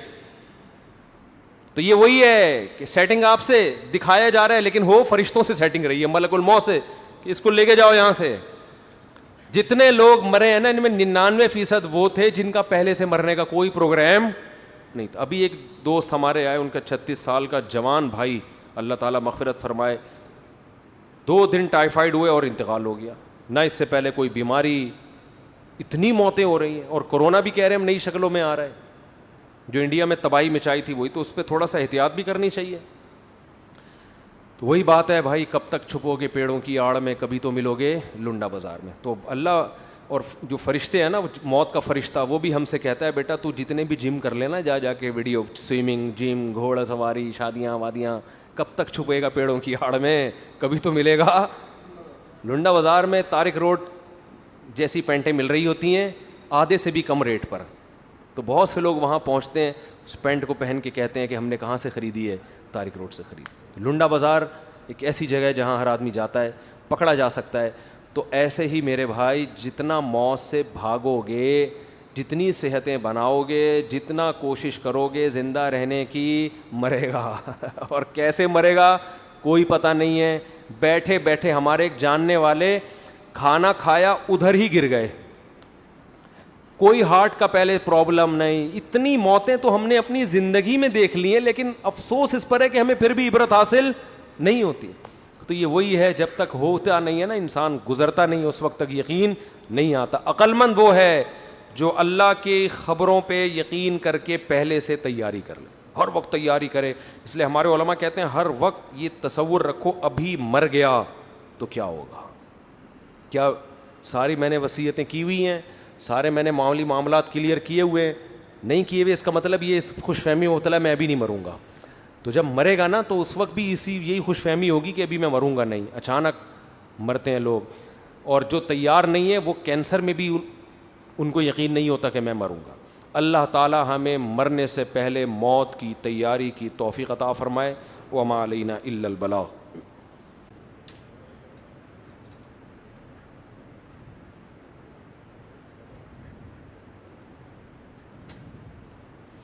چلیں,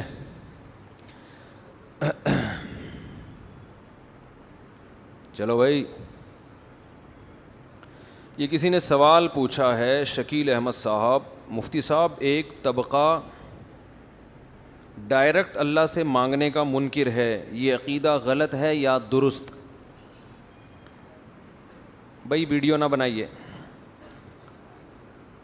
سوال پوچھا ہے کہ ڈائریکٹ اللہ سے مانگنے کا ایک طبقہ منکر ہے, وہ کہتے ہیں وسیلے کے بغیر مت مانگو. یہ جو وسیلے کا لفظ ہے نا, اس کا ہمارے ہاں بڑا مسئلہ یہ ہے کہ کچھ اختلافات ایسے ہیں جو الفاظ کے معنی نہ سمجھنے کی وجہ سے ہیں. اس کو کہتے ہیں نزاع لفظی. دیکھو ایک آدمی کہتا ہے اردو میں انڈے کو کیا کہتے ہیں, انڈا, انگلش میں ایگ کہتے ہیں, عربی میں بیضہ کہتے ہیں, پشتو میں اگئی کہتے ہیں نا, اگئی, اور فارسی میں شاید تخم کہتے ہیں, واللہ عالم. تو ایک کہہ رہا ہے, ایک ڈاکٹر کہہ رہا ہے کہ بھائی صبح ناشتے میں انڈا کھانا چاہیے, دوسرا کہہ رہا ہے صبح ناشتے میں انڈا نہیں کھانا چاہیے. ان کی زبان میں انڈا جو ہے وہ کہتے ہیں اس کو زہر کو کہتے ہیں, فرض کر لیں ان کی زبان میں انڈا کسے کہتے ہیں, بولو, زہر. ایک کہہ رہے ہیں انڈا کھانا چاہیے ناشتے میں, دوسرا کہہ رہے ہیں انڈا نہیں کھانا چاہیے. دونوں کے مناظرے ہو رہے ہیں, بحث ہو رہی ہیں, کتابیں لکھی جا رہی ہیں. او بھائی دونوں کو بٹھا کے پہلے پوچھو تو انڈا کہتا کس کو ہے, تیری نظر میں انڈے کی ڈیفینیشن کیا ہے, وہ بتائے گا اس کو بولتے ہیں. دوسرا کہے گا یہ تھوڑی غلط ہے, اس کو کون ناجائز کہتا ہے, یہ تو کھانا چاہیے. تو پھر تو اتنے مناظرے کیوں کر رہا ہے بھائی؟ میں تو انڈا اس زہر کا نکالا, ہم تو ہماری زبان میں انڈا اس کو کہا جاتا ہے. تو بحث ختم ہو گئی کہ نہیں ہو گئی؟ یہ جو میں نے حافظ صدیق کو بلایا تھا نا, صدیق رضا, جو اہل حدیث کا مناظر ہیں, ان کو میں نے مناظرہ کرنے کے لیے نہیں بلایا تھا. ان کو میں نے کہا تھا تقلید جس کو تم حرام کہتے ہو, پہلے یہ بتاؤ تمہاری نظر میں تقلید کی ڈیفینیشن کیا ہے, اس ڈیفینیشن سے پتہ چلے گا کہ یہ عمل جائز ہے یا حرام ہے. کیونکہ تقلید کی ہر ایک نے مختلف تعریف کی ہے. کسی نے تقلید کی کیا تعریف کی, کسی نے کیا تعریف کی. تو ہر ڈیفینیشن کو دیکھ کے اندازہ لگائے گا کہ آپ تقلید کا مفہوم سمجھتے کیا ہو. میں نے ان کو بڑی بھائی بندی میں کہا تھا بیٹھ جاتے ہیں, میں نے کہا ہو سکتا ہے تقلید آپ کی نظر میں جس چیز کا نام ہے ہم بھی اس کو ناجائز ہی کہتے ہوں, تو ہمارا پھڈا وہیں سے کیا ہو جائے گا, مناظرے کی ضرورت ہی پیش نہیں آئے گی. سمجھ میں نہیں آ رہی بات؟ تو پہلے یہ طے کرنا پڑتا ہے کہ آپ جس کو تقلید کہہ رہے ہیں وہ ہے کیا, وہ کہہ رہے تھے مولانا سرفراز خان صفدر صاحب نے یہ لکھا, فلاں مفسر. ابے بھائی فلاں نے, بہت لوگوں نے مختلف تعریفیں کی ہیں اور اسی لحاظ سے ہر ایک نے الگ مسئلہ بیان کیا. کسی نے کہا ناجائز ہے, کسی نے کہا حرام ہے, کسی نے کہا حلال ہے, کسی نے کہا واجب ہے. تو پہلے آپ یہ بتاؤ کہ آپ کی نظر میں تقلید کی ڈیفینیشن ہے کیا؟ تو وہ جب تک متعین نہیں ہوگی ہم اس پر بحث آگے نہیں کریں گے. تو اسی وجہ سے میں نے محترم سے کہا تھا کہ آپ تقلید کی تعریف جو آپ جس کو تقلید کہتے ہیں وہ لکھ کے دو, پھر ہم اس پہ بحث کریں گے کہ یہ عمل, لفظ کو نہیں دیکھیں گے, لفظ کو نہیں دیکھیں گے, یہ دیکھیں گے کہ یہ والا عمل یہ اسلام میں جائز ہے یا ناجائز. اور آج بھی میں حافظ صدیق رضا کو کہہ رہا ہوں کہ آپ تقلید کی ڈیفینیشن جس کو آپ تقلید کہتے ہو لکھ کے دو پہلے, پھر اس سے ہٹنا نہیں ہے آپ نے. پھر یہ نہیں کہنا مولانا سرفراز خان نے یہ لکھا تو مولانا فلاں نے یہ لکھا تو فلاں مفسر نے یہ لکھا. جس نے جو لکھا ہے اس کے حساب سے تقلید کا حکم کیا ہو جائے گا؟ چینج ہو جائے گا. آپ بتاؤ آپ کی نظر میں تقلید کسے کہتے ہیں؟ آج حافظ صدیق رضا لکھ کے دے دے کہ میری نظر میں تقلید اسے کہتے ہیں, میں اس سے مناظرے کے لیے بولو تیار ہوں. اور اگر وہ لکھ کے نہیں دے گا اس کا مطلب مناظرے سے وہ بھاگ رہا ہے, میں نہیں بھاگ رہا. پھر یہ نہیں بتاؤ فلاں مفسر نے یہ, کیونکہ یہ لفظ ہے, لفظ کو ڈیفائن اہل لغت کرتے ہیں. قرآن و حدیث لفظ کی تعریفیں لے کے نہیں بیٹھتا. سمجھ میں آ رہی بات؟ ہم قرآن سے نہیں پوچھیں گے تقلید کسے کہتے ہیں, حدیث سے نہیں پوچھیں گے.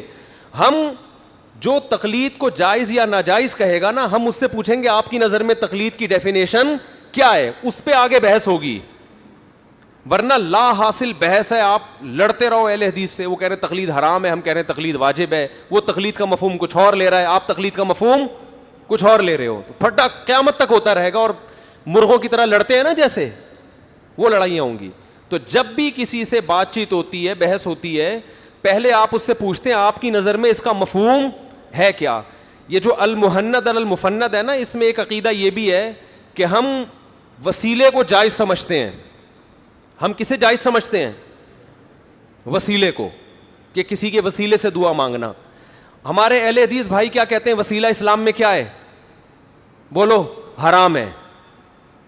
پھر وہ یہ بحث بھی کرتے ہیں مردوں کا وسیلہ جائز نہیں ہے, زندوں کا وسیلہ جائز ہے. یہ بھی بحث ایک آتی ہے درمیان میں. بھائی وسیلے کو پہلے ڈیفائن کرو, آپ کی نظر میں وسیلے کا مفہوم کیا ہے, ہماری نظر میں وسیلے کا مفہوم کیا ہے. جب تک یہ مفہوم متعین نہیں ہوگا قیامت تک یہ لڑائی جاری رہے گی. ہماری نظر میں وسیلے کا مفہوم وہ نہیں ہے جو اہل بدعت کی نظر میں ہے. دیکھو وسیلہ بالعمل سب کے نزدیک جائز ہے. وسیلہ بالعمل کسے کہتے ہیں؟ اپنے کسی عمل کو اللہ کے سامنے پیش کر کے اس کا واسطہ دینا, اس کو کیا کہا جاتا ہے؟ وسیلہ بالعمل. یہ اہل حدیث بھی جائز کہتے ہیں, ہم بھی کیا کہتے ہیں اس کو؟ بولو نا, جائز ہے. اس کی مثال حدیث سے ملتی ہے. 3 آدمی غار میں بند ہو گئے تھے, تینوں نے اپنے عمل کا وسیلہ پیش کیا. ایک نے کہا اللہ میں اپنے ماں باپ کے لیے پوری رات دودھ لے کے کنارے پہ کھڑا رہا ہوں, تو میرے اس عمل کو قبول فرما, اگر یہ تیرے خاطر تھا تو جس مصیبت میں ہم ہیں اس سے ہمیں کیا دے دے, نجات. یہ وسیلہ ہے نا. کس کا وسیلہ؟ عمل کا وسیلہ. ڈائریکٹ اللہ ہی سے مانگ رہے ہیں. وسیلہ کس کو بنا رہے ہیں؟ اپنے عمل کو پیش کر. وسیلہ کہتے ہیں ذریعہ کو, کہ ایک اللہ کی رحمت کو کھینچنے کا کیا ہے؟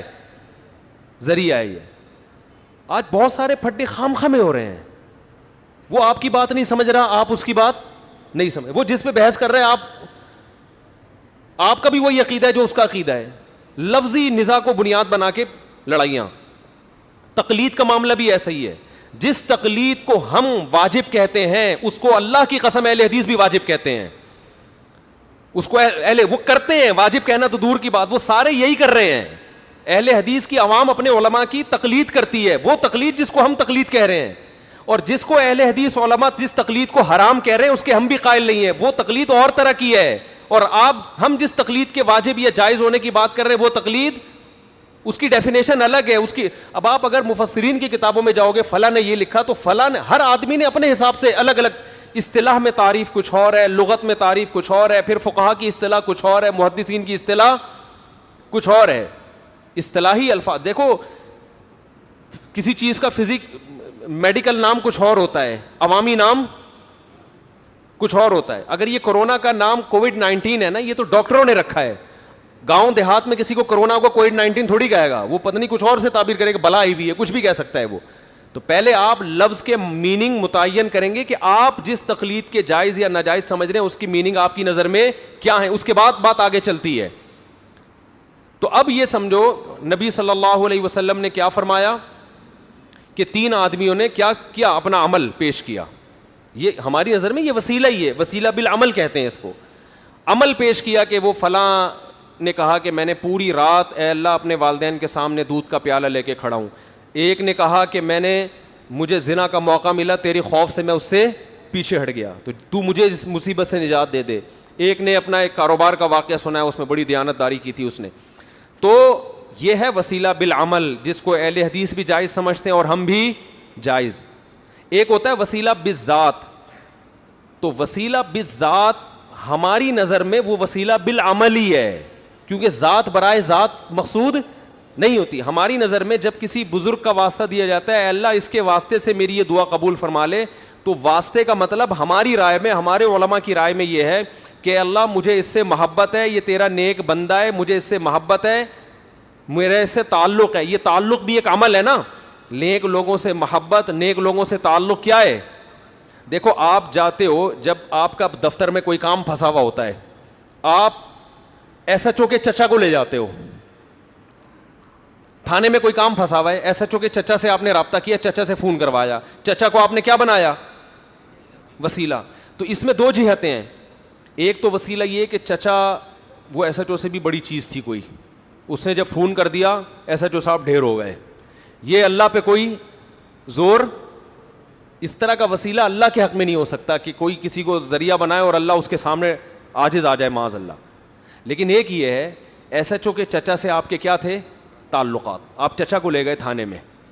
اب ایس ایچ او یہ نہیں دیکھ رہا کہ یہ میرے چچا ہیں, ایس ایچ او یہ دیکھے گا کہ آپ اس کے چچا کے دوست ہیں, تعلق ہے. تو آپ اس سے یہ بولتے ہیں کہ بھائی یہ آپ کے چچا ہیں, ان کا واسطہ آپ کو دے رہا ہوں. کیا آدمیوں کو قیامت کے دن اللہ کے عرش کا سایہ ملے گا, ان میں ایک وہ آدمی یتحابان فی اللہ اجتمع علیہ وتفرقا علیہ, صرف اللہ کے لیے آپس میں کیا کرتے ہوں, محبت.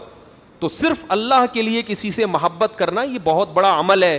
تو علماء دیوبند کی نظر میں جب کسی بزرگ کا واسطہ دے کے اللہ سے مانگا جاتا ہے تو بزرگ برائے بزرگ مراد نہیں ہوتے, ان بزرگ سے تعلق اور محبت مراد ہوتی ہے کہ میرا ان سے تعلق ہے, میرا ان سے محبت ہے, یہ ہمارے درمیان موجود ہے, ان کی وجود ہمارے لیے باعث سعادت ہے, اس کا ہم تجھے واسطہ دے رہے ہیں. تو یہ عمل ہی ہے. اس کو نہ اہل حدیث ناجائز کہہ سکتے ہیں, نہ ڈاکٹر ذاکر نائک, نہ کوئی اور عالم. سمجھ میں آ رہی ہے بات, نہیں آ رہی میرا خیال ہے. تو علماء دیوبند جس وسیلے کے قائل ہیں وہ یہ والا وسیلہ ہے, یہ وسیلہ بالعمل ہی ہے. اور اس پر علماء دیوبند کی تصریحات موجود ہیں, ان کی عبارتیں موجود ہیں کہ یہ وسیلہ بالعمل ہی ہے. اس میں مجاز محذوف ہوتا, مجازن مضاف کو محذوف کر دیا جاتا ہے. اس بزرگ کا مطلب اس بزرگ سے تعلق کا وسیلہ. شارٹ میں کیا کر دیا جاتا ہے, ایک لفظ کو بولتے کیوں نہیں, حذف کر دیا جاتا ہے. جیسے آپ کہتے ہیں نا گاڑی پنچر ہو گئی, گاڑی نہیں پنچر ہوئی تھی, گاڑی کا ٹائر پنچر ہوا ہوتا ہے. آپ کہتے ہیں میں دعوت میں گیا 3 پلیٹیں کھا گیا, تو پلیٹ تو کسی کا باپ بھی نہیں کھا سکتا, تو پلیٹوں کے اندر بھی آپ نے ان شارٹ کہہ دیا ہوتا ہے. تو ان شارٹ کہا جاتا ہے اس کا واسطہ, اس کا واسطہ, فلاں کا واسطہ, اللہ تجھے مطلب میرے اس سے تعلق ہے. تبھی کسی چرسی ہیروئنچی کا واسطہ بولو نہیں دیا جاتا, بزرگوں کا واسطہ دیا جاتا ہے. ہاں اس پر اتنا ضرور اشکال ہوتا ہے کہ بعض دفعہ عوام اس فرق کو نہیں سمجھتی کہ یہاں مضاف محذوف ہے. تو عوام کو غلط عقیدے سے بچانے کے لیے اگر کوئی کسی کی یہ رائے ہے کہ یہ وسیلے کا لفظ درمیان سے نکال کے ڈائریکٹ اللہ سے مانگنا چاہیے, اگرچہ آپ کی نیت درست ہے, آپ کا مطلب مجھے اس بزرگ سے محبت ہے, تعلق ہے, اس کا وسیلہ, لیکن عوام میں اتنی سمجھ نہیں ہوتی کہ وہ اس باریکیوں کو جانے. لہذا عوام کو وہ یہ سمجھ رہی ہوتی ہے وسیلہ بالذات ہی ہے, ذات برائے ذات مقصد ہے. تو اس لیے عوام کو کنفیوژن سے بچانے کے لیے اگر یہ وسیلے کا لفظ کچھ دنوں کے لیے مارکیٹ سے شارٹ کر دیا جائے تو میری رائے بھی یہی ہے کہ اس میں کوئی خرابی نہیں ہے. بھائی ڈائریکٹ اللہ سے یوں مانگ لو اللہ, اور اگر کسی بزرگ کا واسطہ دینا تو ڈائریکٹ محبت کا لفظ ہائی لائٹ کر لو, اللہ مجھے میرا خیال ہے کہ یہ تیرا نیک بندہ ہے. یقینی طور پر تو کسی کو نیک بندہ نہیں کہہ سکتے آپ, مجھے ایسا لگتا ہے کہ 4 شادیاں ہیں تو شاید نیک ہی ہوگا یہ, تو اس کی 4 شادیوں کا واسطہ, مطلب چوڑے میں تو آ گیا نہیں ہے صحیح ہے نا. تو اللہ تجھے اس نے سنت زندہ کرنے کے لیے اپنے آپ کو اللہ ذبح کروا دیا. سر کے بال اس کے غائب ہو گئے, بیچ سے گنجا ہے, پگڑی اتارتا ہے تو درمیان سے کیا نظر آتی ہے, یہ بال ہمیں باہر باہر سے نظر آ رہے ہیں اللہ, تو تجھے اس کی ٹنڈ کا واسطہ. تو یہ جو مضاف ہے نا, جو محذوف ہے, اس کو ہائی لائٹ کر دے آدمی یا ڈائریکٹ بول دے تاکہ کوئی بدعتی آدمی کو تائید نہ ملے. تو یہ میری ایک رائے ہے, لیکن یہ بھی قرآن و حدیث نہیں ہے. رائے کا اختلاف کا پورا حق ہوتا ہے. دوسرا کہہ سکتا ہے کہ بھائی مجھے آپ کی رائے سے اتفاق نہیں ہے, نہ کوئی اس سے شرک پھیل رہا ہے, کچھ بھی نہیں ہو رہا, خام ایک چیز کو بنا لیا, تو چلو چلتا ہے پھر, وہ بھی ٹھیک ہے, یہ بھی ٹھیک. تو یہ جو وسیلے کے لفظ پہ اتنی بحثیں چل رہی ہیں, یہ وسیلے کے لفظ کا مفہوم پہلے متعین کرو کہ تمہاری رائے میں وسیلہ کسے کہتے ہیں, ہماری رائے میں وسیلہ کسے کہتے ہیں. تقلید کی ڈیفینیشن ابن قیم نے الگ کی ہے, ابن تیمیہ نے الگ کی ہے, علامہ سرفراز خان صفدر صاحب نے الگ کی ہے, حضرت فلاں نے الگ کی ہے. وہ ہر ایک الگ الگ حکم بیان کر رہا ہے, سمجھتے ہو؟ تو پہلے آپ بتاؤ آپ کی نظر میں کیا اس کا تصور ہے, ہم اس پہ بحث کریں گے کہ یہ جائز ہے یا ناجائز. تبھی حافظ صدیق رضا نے کہا نا کہ تقلید کہتے ہیں بلا دلیل کسی کی بات کو ماننا. تو میں نے کہا تو بہت سارے تابعین نے صحابہ کی باتوں کو بلا دلیل مانا ہے. اس پہ فوراً وہ ہمارے مشہور زمانہ نے کلپ بنا لیا کہ وہ صحابہ تھے اور تم کیا ہو, تم تو کوئی دیوبندی ہے, تو کوئی بریلوی ہے, تو کوئی فلانا ہے, تو کوئی ڈمکانا. تو بات جو چل رہی ہے اس کو موضوع سے ہٹا دیا. ہماری بات آپس کی بحث ہو رہی ہے, ہم تقلید کی کو ڈیفائن کر رہے ہیں, تم درمیان میں بلا وجہ تمہیں کون پوچھ رہا ہے, تم سے پوچھا کسی نے؟ وہ خام میں بیٹھ کے اپنا ایک وہ ایفیشنسی جھاڑنے کی کوشش کی ہے. تو یہاں بھی یہی مسئلہ ہے کہ یہ جو انہوں نے سوال پوچھا ہے نا, ایک طبقہ ڈائریکٹ اللہ سے مانگنے کا منکر ہے, یہ عقیدہ غلط ہے یا درست؟ تو اللہ سے ڈائریکٹ ہی مانگا, اگر وسیلہ بھی ہونا تو وہ بھی ڈائریکٹ اللہ ہی سے مانگا جاتا ہے. جو لوگ اپنے عمل کا وسیلہ پیش کر رہے تھے وہ بھی ڈائریکٹ کس سے مانگ رہے تھے؟ اللہ سے مانگ رہے تھے. عمل کو ذریعہ بنا رہے ہیں اللہ کی رحمت کو متوجہ کرنے کا. تو محبت بھی ایک عمل ہے. جب کسی بزرگ کا واسطہ دیا جاتا ہے تو اللہ ہی سے ڈائریکٹ مانگا جا رہا ہے, ان بزرگ سے یا صحابہ سے یا تابعین سے یا اہل بیت سے. جیسے عبداللہ بن عباس کا واسطہ دیا بعض صحابہ نے, تو یہ اہل بیت سے کہ ہمیں بھی ان سے محبت ہے, یہ ہمارے درمیان موجود ہے, ان کا خیال کر لے اللہ تو یہ محبت کا یہ نبی سے بھی جائز ہے, نبی کا وسیلہ کہ ہم ان کے امتی ہیں, اللہ تو ان کے واسطے سے. تیری جو کرم محمد صلی اللہ علیہ وسلم اور ان کے امتیوں پر ہوا ہے وہ باقی بنی اسرائیل پر نہیں ہوا, تو محمد صلی اللہ علیہ وسلم کا واسطہ دے رہے ہیں کہ ہم ان کے امتی ہیں. تو امتی ہونا یہ بھی ایک عمل ہے, اگرچہ غیر اختیاری عمل ہے, یہ اللہ کی طرف سے ہمارا, لیکن ہمارا کوئی دخل نہیں ہے نا, لیکن ہو تو گیا نا. ایمان کا واسطہ دیا جاتا ہے, اللہ تو نے جو ہمیں ایمان دیا اس کا واسطہ کہ تو ہمارے گناہ کو معاف کر دے. تو یہ ایمان اختیاری تھوڑی, ہمیں تو گاڈ گفٹڈ ایمان ملا ہے نا, ماں باپ کی وجہ سے ملا ایمان. تو عمل غیر اختیاری ہو یا اختیاری ہو اس کا وسیلہ دیا جا سکتا ہے. لیکن میری رائے یہی ہے کہ جو صحابہ میں عام طور پہ دعا مانگنے کا رواج تھا تو اسی کو زیادہ فوکس کرنا چاہیے. ایسا لفظ درمیان میں کیوں لے کر آ رہے ہو جس کے مطلب بیان کرنے پڑیں. لیکن المحنت میں جو علماء دیوبند کا عقیدہ لکھا ہوا ہے نا کہ وسیلے سے دعا مانگنا جائز ہے, اس کے مراد یہ والا وسیلہ ہے, اور اس کے ناجائز ہونے کا کوئی بھی دنیا میں قائل نہیں ہو سکتا. جنہوں نے ناجائز لکھا ہے وہ اس کو نہیں لکھا ہے, اس کو کہہ نہیں سکتے, یہ تو عمل ہے. سمجھتے ہو؟ اب کوئی کہ قرآن و حدیث سے دکھاؤ یہ وسیلہ بالعمل ہے, تو لغت قرآن و حدیث سے نہیں دکھائی جاتی. میں اگر کہہ رہا ہوں 3 پلیٹیں کھا گیا, ایک آدمی قسم اٹھاتا ہے کہ خدا کی قسم بریانی کی 3 پلیٹیں کھاؤں گا میں, اور اس نے پلیٹیں نہیں کھائیں, بریانی کھائی. مفتی کے پاس آیا مسئلہ پوچھنے کے لیے, مفتی اسے بتائے گا کہ تجھے کفارہ تجھ پر لازم نہیں ہے کیونکہ تو نے 3 پلیٹوں کی قسم اٹھائی تھی اور تو نے 3 پلیٹیں کھا لی. ایک بندہ سامنے بیٹھا ہوا ہے, وہ کہہ رہا ہے مفتی صاحب پلیٹیں تو وہیں کے وہیں پڑی ہوئی ہیں, اس پر تو کفارہ لازم ہے قسم کا, کیونکہ اس نے کہا تھا پلیٹیں کھاؤں گا, پلیٹیں اس نے کھائی نہیں ہے, قسم کا کفارہ ادا کرے. میں کہوں گا کہ بھائی لغت یہ کہتی ہے کہ جب کوئی کہتا ہے نا پلیٹ, تو پلیٹ سے مراد کیا ہوتا ہے؟ اس کے اندر کا کھانا. اب وہ کہ قرآن حدیث میں دکھاؤ کہ پلیٹ سے مراد کیا ہے. تو میں یہ قرآن میں بولوں گا اس نے جو الفاظ کہے ہیں نا, الفاظ کا مفہوم قرآن و حدیث سے نہیں دیکھا جاتا, ڈکشنری میں دیکھا جاتا ہے, لغت میں دیکھا جاتا ہے. اہل لغت سے پوچھا جاتا ہے کہ تمہارے ہاں پلیٹوں سے مراد بریانی ہوتی بھی ہے کہ نہیں. ہر چیز پہ قرآن و حدیث کا حوالہ مانگنا خود ایک بہت بڑی جہالت ہے. سمجھتے ہو کہ نہیں سمجھتے؟ ایک صاحب کہنے لگے قرآن و حدیث میں کہاں لکھا ہے نیا مجتہد نہیں آ سکتا. میں نے کہا قرآن و حدیث میں نہ پرانے کا لکھا ہوا ہے نہ نئے کا لکھا ہوا ہے, ٹھیک ہے نا. اس کا قرآن و حدیث سے نہیں, اس کا مشاہدے سے تعلق ہے کہ جنہوں نے مجتہد ہونے کا دعویٰ کیا ان سے اتنے بڑے بڑے بلنڈر ہوئے ہیں اور اتنے بڑے بڑے انہوں نے قرآن و سنت کے نام پہ گڑبڑے کیے ہیں کہ جو دعویٰ نہیں کر رہے ان کا کیا حال ہوگا. تو مشاہدے پر مبنی ایک حقیقت ہے کہ اب لوگوں میں وہ صلاحیتیں نہیں ہیں. دیکھو یہ 360 ایپ ہے نا, اپلیکیشن,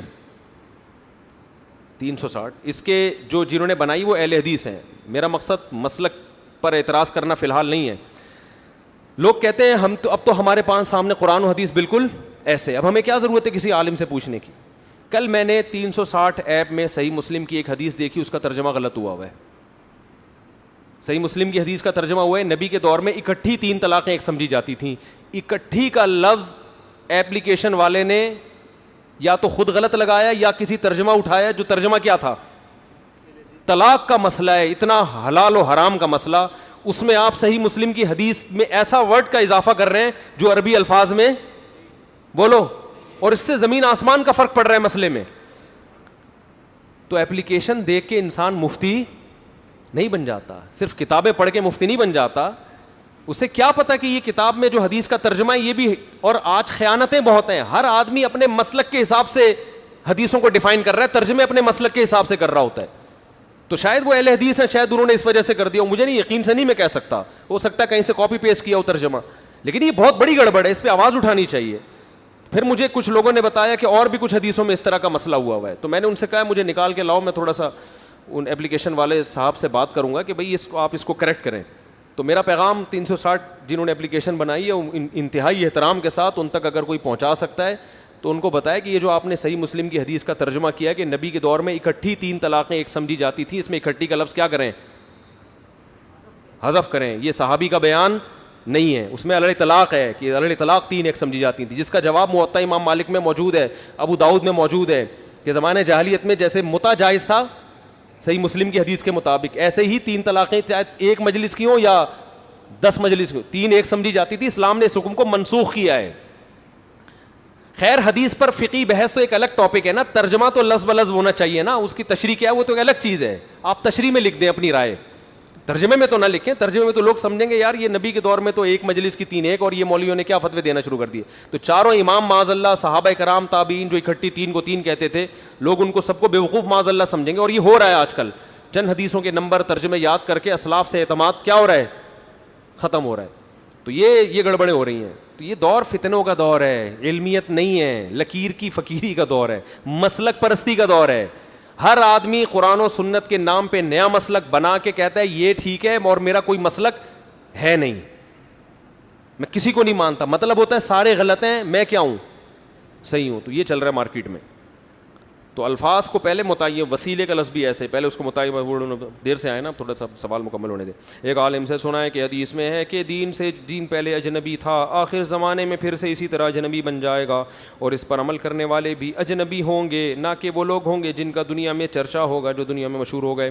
اور پھر یہی اجنبی لوگ دین اسلام کو پھر سے دوبارہ صحیح کر کے اس میں جو غلطیاں شامل کر دی گئی تھیں اس کو ختم کریں گے اور صحیح دین امت میں پیش کریں گے. اس سے مراد کون لوگ ہیں, کیسے پہچانیں؟ حدیث میں آتا ہے بدا الاسلام غریبا وسیعود غریبا فطوبى للغرباء. اسلام جیسے دنیا میں اجنبی تھا, ایک وقت آئے گا دوبارہ کیا بن جائے گا. ابھی تو متعارف ہے نا اسلام, تو وہ وقت ابھی آیا نہیں ہے, اس لیے کہ ابھی اسلام کا انٹروڈکشن پوری دنیا میں بولو ہے. مسلمانوں کا حج کیا ہوتا ہے, عمرہ کیا ہوتا ہے, نمازیں, مسجدیں بھری ہوئی ہیں. تو قرب قیامت جب بہت قریب ہوگی تو پھر اسلام آہستہ آہستہ دنیا سے ختم ہو جائے گا. تو ان اجنبی جو تھوڑے سے رہ جائیں گے ان کے لیے نبی صلی اللہ علیہ وسلم نے خوشخبریاں سنائی. اس حدیث کی بنیاد پر اہل حدیث کے ایک فرقہ بنا, انہوں نے جمعیت غرباء اہل حدیث نام رکھ لیا اپنا, کہ وہ جو اسلام جب آخر عمر میں آخر زمانے میں تھوڑا سا رہ جائے گا, غریب لوگ, غریب عربی میں اجنبی کو کہتے ہیں, فقیر کو نہیں کہتے. اردو میں غریب کہتے ہیں غریب آدمی, عربی میں غریب اس کو نہیں کہتے. اردو میں جسے غریب کہتے ہیں عربی میں اس کو مسکین اور فقیر کہتے ہیں, عربی میں غریب کہتے ہیں اجنبی, اچھمبا. تو انہوں نے کیا کیا, انہوں نے کہا قیامت چونکہ قریب ہے اور اسلام بالکل اجنبی ہوگا, تو اجنبی تو ہوا نہیں ہے, یہ تو بہت سارے لوگ ہیں جن کو سب دنیا جانتی ہے. تو ایک تنظیم بنائی, اس کا نام رکھا جمعیت غرباء اہل حدیث, غریب بالکل اجنبی. پھر ایسا اسلام مارکیٹ میں لے کر آئے ہیں جو باقی اہل حدیثوں کی بھی سمجھ میں بولو نہیں آ رہا. وہ اجنبی ہیں, وہ اس بیس پہ کہتے ہیں ہم حق پر ہیں کیونکہ ہم اجنبی ہیں. تو حدیث میں تو یہ آ رہا ہے. تو ہر آدمی حدیث پیش کرنے میں فنٹر ہے, تفقع بصیرت سے دماغ. وہ اہل حدیث بھی کہہ رہے ہیں کیا آ گیا یہ ٹھیک ہے, یہ کون ہو گئے. تو فرقے در فرقوں میں سے فرقیاں نکل رہی ہیں, فرقوں میں سے فرقیاں نکل رہی ہیں, اللہ ہی بچائے گا. تو وہ اسلام تو متعارف نہیں رہے گا, وہ قرب قیامت میں ہوگا. حدیث میں آتا ہے قیامت میں ان لوگوں پر آئے گی کہ ایک آدمی بھی اللہ کا نام لینے والا نہیں ہوگا. ابھی تو اللہ اللہ بہت لوگ کر رہے ہیں الحمدللہ, دیکھو تکبیرات تشریق میں کیسی تکبیریں گونجتی ہیں, اللہ اکبر اللہ اکبر. میرے بھائی نے طلاق شدہ عورت سے شادی کی, اس عورت کو پہلے والے شوہر سے ایک بیٹی ہے, اس سے میری شادی ہو سکتی ہے؟ جی ہو سکتی ہے. ابھی سے فکر لگی ہوئی ہے کیونکہ وہ آپ کی سکی بھتیجی نہیں ہے. کرونا ویکسین کے بارے میں آپ کی کیا رائے؟ ضرور لگوانی چاہیے, حماقت ہے یہ, پوری دنیا لگوا رہی ہے, کوشش میں لگی ہوئی, ہم لوگ وہی اپنی وہی روش پہ ڈھیٹ بن کے نا کہ میں نہیں لگواؤں گا. لگوا لو تاکہ پوری دنیا دیکھو. مشترک ٹاسک جو ہوتی ہے نا اس میں غیر مسلم سب کو مل جل کے, اگر آپ کے پڑوس میں کوئی غیر مسلم رہتا ہے, کوئی یہودی رہتا ہے, ادھر عیسائی رہتا ہے, اور گلی محلے کی صفائی کی بات آئے تو سب مل کے چندہ کر کے اکٹھا صفائی کریں گے نا. آپ کہیں چونکہ یہودی چندہ دے رہا ہے, اس میں عیسائی گٹر صاف کروا رہا ہے, میں نہیں کروں گا, یہ ان کا ہیڈیک ہے. میرا بھائی ابھی یہ گلی سب کی مشترکہ ہے, تو یہ زمین سب کی ہے. سخر لکم, اللہ نے سب کے لیے بنائی ہے, غیر مسلم بھی اور مسلم بھی. آخرت ہے, جنت مسلمانوں کے لیے ہوگی, اس میں آپ ویکسین نہ لگوائیں, اس میں آپ کو ضرورت بھی نہیں ہوگی ویکسین کی. یہاں سب نے مل جل کے رہنا ہے, تو جو مشترکہ مفاد ہوتے ہیں سب کے, اس میں سب کو مشترک ہو کے اس کے خلاف کام کرنا ہوتا ہے. اب یہ کرونا اگر کسی ایک مسلمان کو رہ گیا نا, اسی ایک مسلمان سے پوری دنیا میں دوبارہ پھیلے. خیریت سے وہی ماشاء اللہ, یہ وہ کیا نام ہے, فن. میں نے ان سے پوچھا کہ آپ نے اپنے چینل کا نام فن کیوں رکھا؟ میرا خیال تھا کوئی انگلش کا ورڈ ہوگا, فن کچھ ہوگا, کوئی آکسفورڈ یونیورسٹی سے کچھ الگ سے لے کر آئے ہوں گے. انہوں نے کہا ہمارے یہاں بچہ نورانی قاعدہ یاد کر رہا تھا, فن, فادو زبر فن, فادو زیر فن, فادو پیش فن, تو وہاں سے لفظ لگا. دیکھو بچوں کو نورانی قاعدہ پڑھانے کا کتنا فائدہ ہو گیا. یہ دنیاوی فائدہ ہے, آخرت کے الگ فائدے ہیں. تو پوری دنیا کی ایک ٹاسک پہ جمع ہوئے ہیں نا سب. اب کرونا مسلم اور غیر مسلم کے فرق کو نہیں دیکھتا, ایک آدمی کو بھی باقی رہ گیا اسی سے دوبارہ پھیلے گا. تو اس لیے پوری دنیا مل کے کہہ رہی ہے ابے بھائی یہ تم ٹھیک ہے کلمہ پڑھتے ہو, تم مسلمان ہو, لیکن ابھی کرونا سے مرواؤ تو نہیں نا ہمیں. آخرت پہ وہ یقین نہیں رکھتے لیکن موت سے تو ڈرتے ہیں نا. تو یہ سب کا مشترکہ مسئلہ ہے.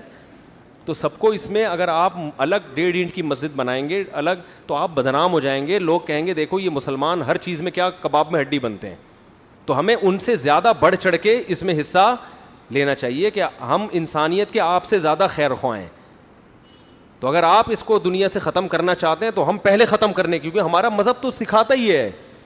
مذہب تو ہمیں بتا رہا ہے کہ ایک درخت لگانے کا یہ فائدہ ہے کہ اس سے جانور بھی کھائیں گے تو تمہیں ثواب ملے گا, تو انسانوں کی جانیں بچانے سے نہیں ملے گا ثواب. تو اس لیے خام اور یہ تحقیقات چھوڑ دیں, یہ جو یوٹیوب اور فیس بک پہ آ رہی ہیں, وہ کورونا لگا کے 2 سال کے اندر بندہ مر جائے گا, لگاؤ میگنیٹ چپک رہا ہے یہاں پہ. ہم نے تو ویکسین لگائی ہے, ہمیں تو اب تک کل ایک بندہ چابیاں لگا رہا ہے نا میرے یوں کر کے, کل کی بات ہے, اور ہمارا گارڈ وہ یوں چابی لگا رہا ہے. میں نے کہا کیا ہو گیا؟ کہہ رہے میں چیک کر رہا ہوں چپک رہا ہے کہ نہیں چپک رہا.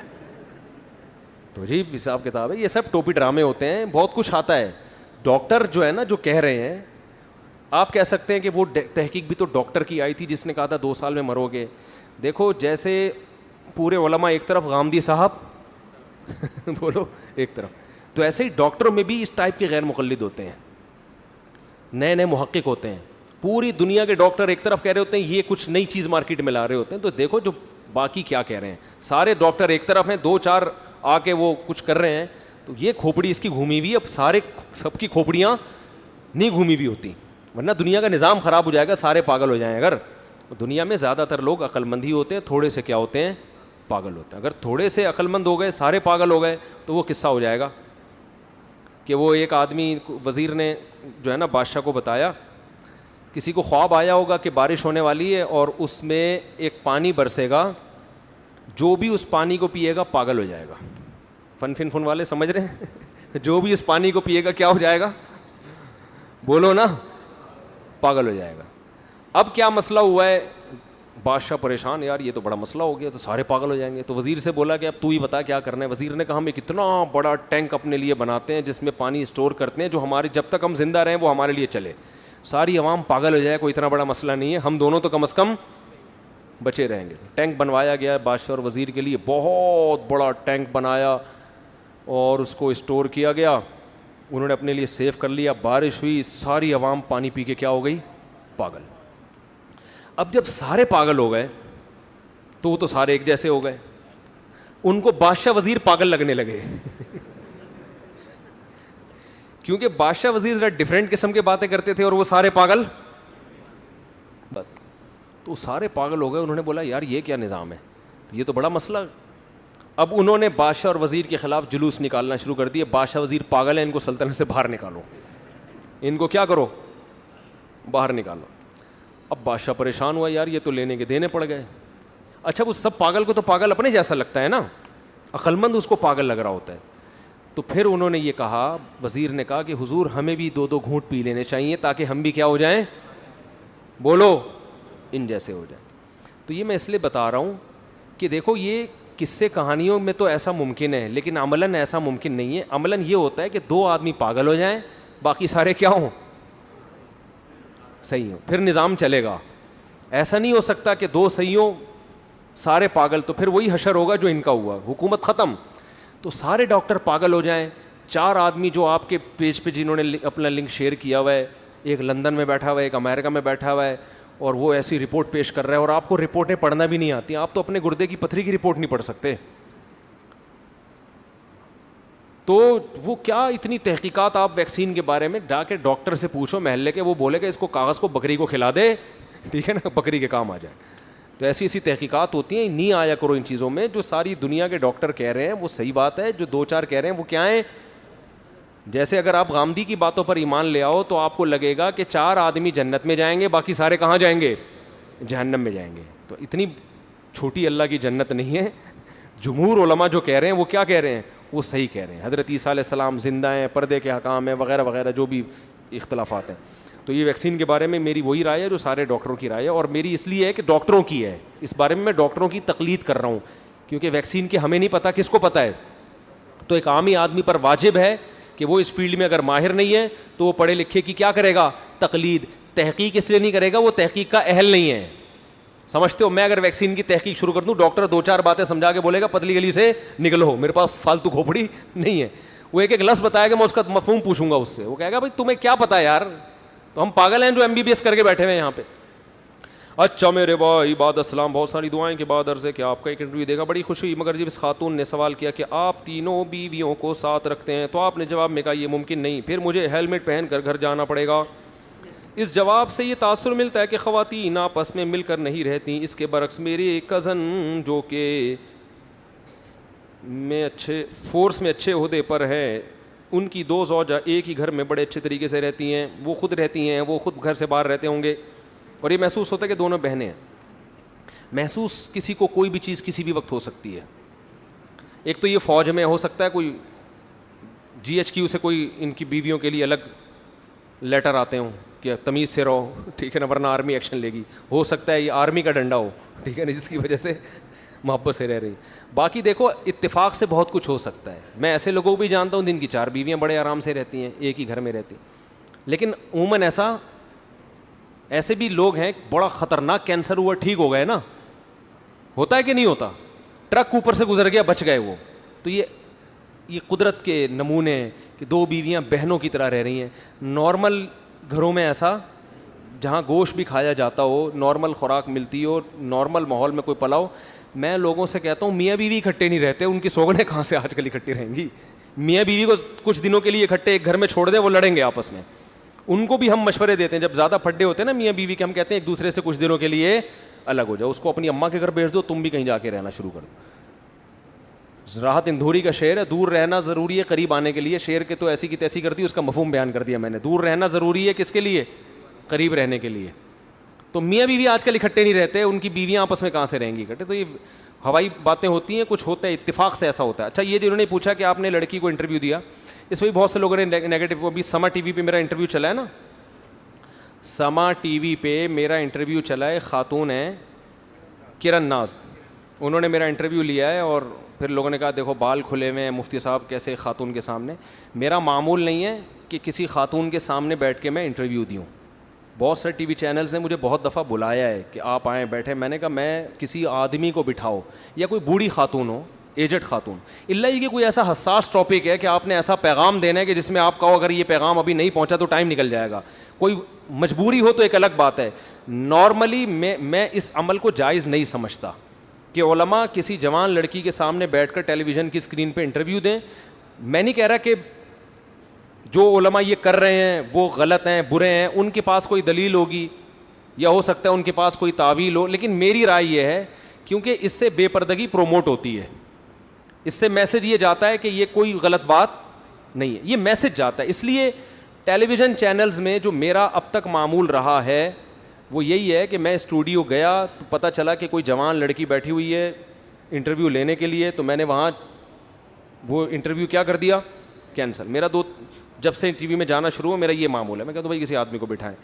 بعض دفعہ انٹرویو لیا گیا, میں گیا ہوں وہاں کوئی خاتون اینکر بیٹھی ہوئی ہیں اور ینگ ہے, تو میں نے کہا میں نہیں, ان کا پورا ہم نے وہ چینج کر دیا پروگرام.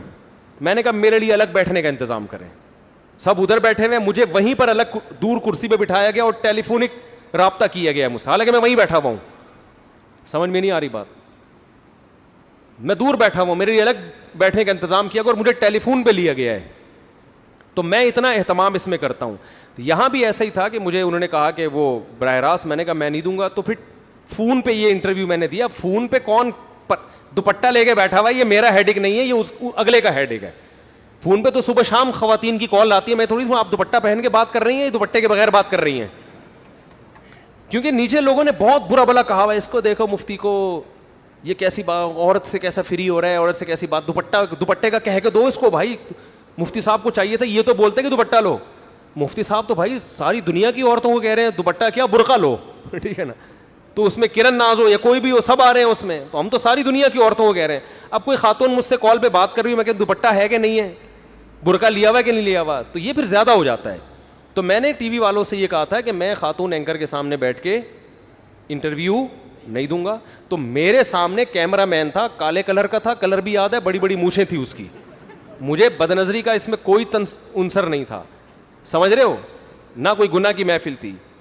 اب وہ ان کا ہیڈک ہے سما ٹی وی والوں کا, وہ اینکر کو دوپٹہ پہنا ہے نہ پہنا ہے. ہم تو مشورہ یہ دیں گے بھائی دوپٹہ کیا, ہم تو کہنے برقع پہنا کے بٹھاؤ, بلکہ بٹھاؤ نہیں, آدمی کو بٹھاؤ یا کسی بوڑھی اینکر کو بٹھاؤ. لیکن یہ تو ان کا ہیڈک ہے نا, یہ ہمارا ہیڈک نہیں ہے. تو نیچے اتنے لوگوں نے نیگیٹو کمنٹس کیے, یہ دیکھو مفتی صاحب, یوں دیکھو مفتی صاحب. باقی یہ کہ وہ لوگ کہہ رہے ہیں کہ مفتی صاحب نے اس کو دوپٹے کی ترغیب کیوں نہیں دی. بھائی ہو سکتا ہے ہم نے دی ہو, یا ہو سکتا ہے ابھی نہ دی ہو, مصلحتاً بعد میں ہم دے دیں. فون کر کے میں کسی بھی وقت کہہ سکتا ہوں کہ محترمہ دوپٹہ لیا کریں, وہ کہیں گے بہت شکریہ, آپ کے بیانات ہم نے سنے ہوئے, دوپٹے کے بارے میں بھی اور برقعے کے بارے میں بھی. دوسری بات یہ کہ یہ جو میں انٹرویو بعض دفعہ دیتا ہوں یہ بہت حساس ٹاپک ہوتے ہیں. چینل ٹی وی ہمارا نہیں ہے, سمجھ رہے ہو, میڈیا جس کے پاس ہوتا ہے تو آپ اس کی پالیسیوں کے مطابق چلتے ہو.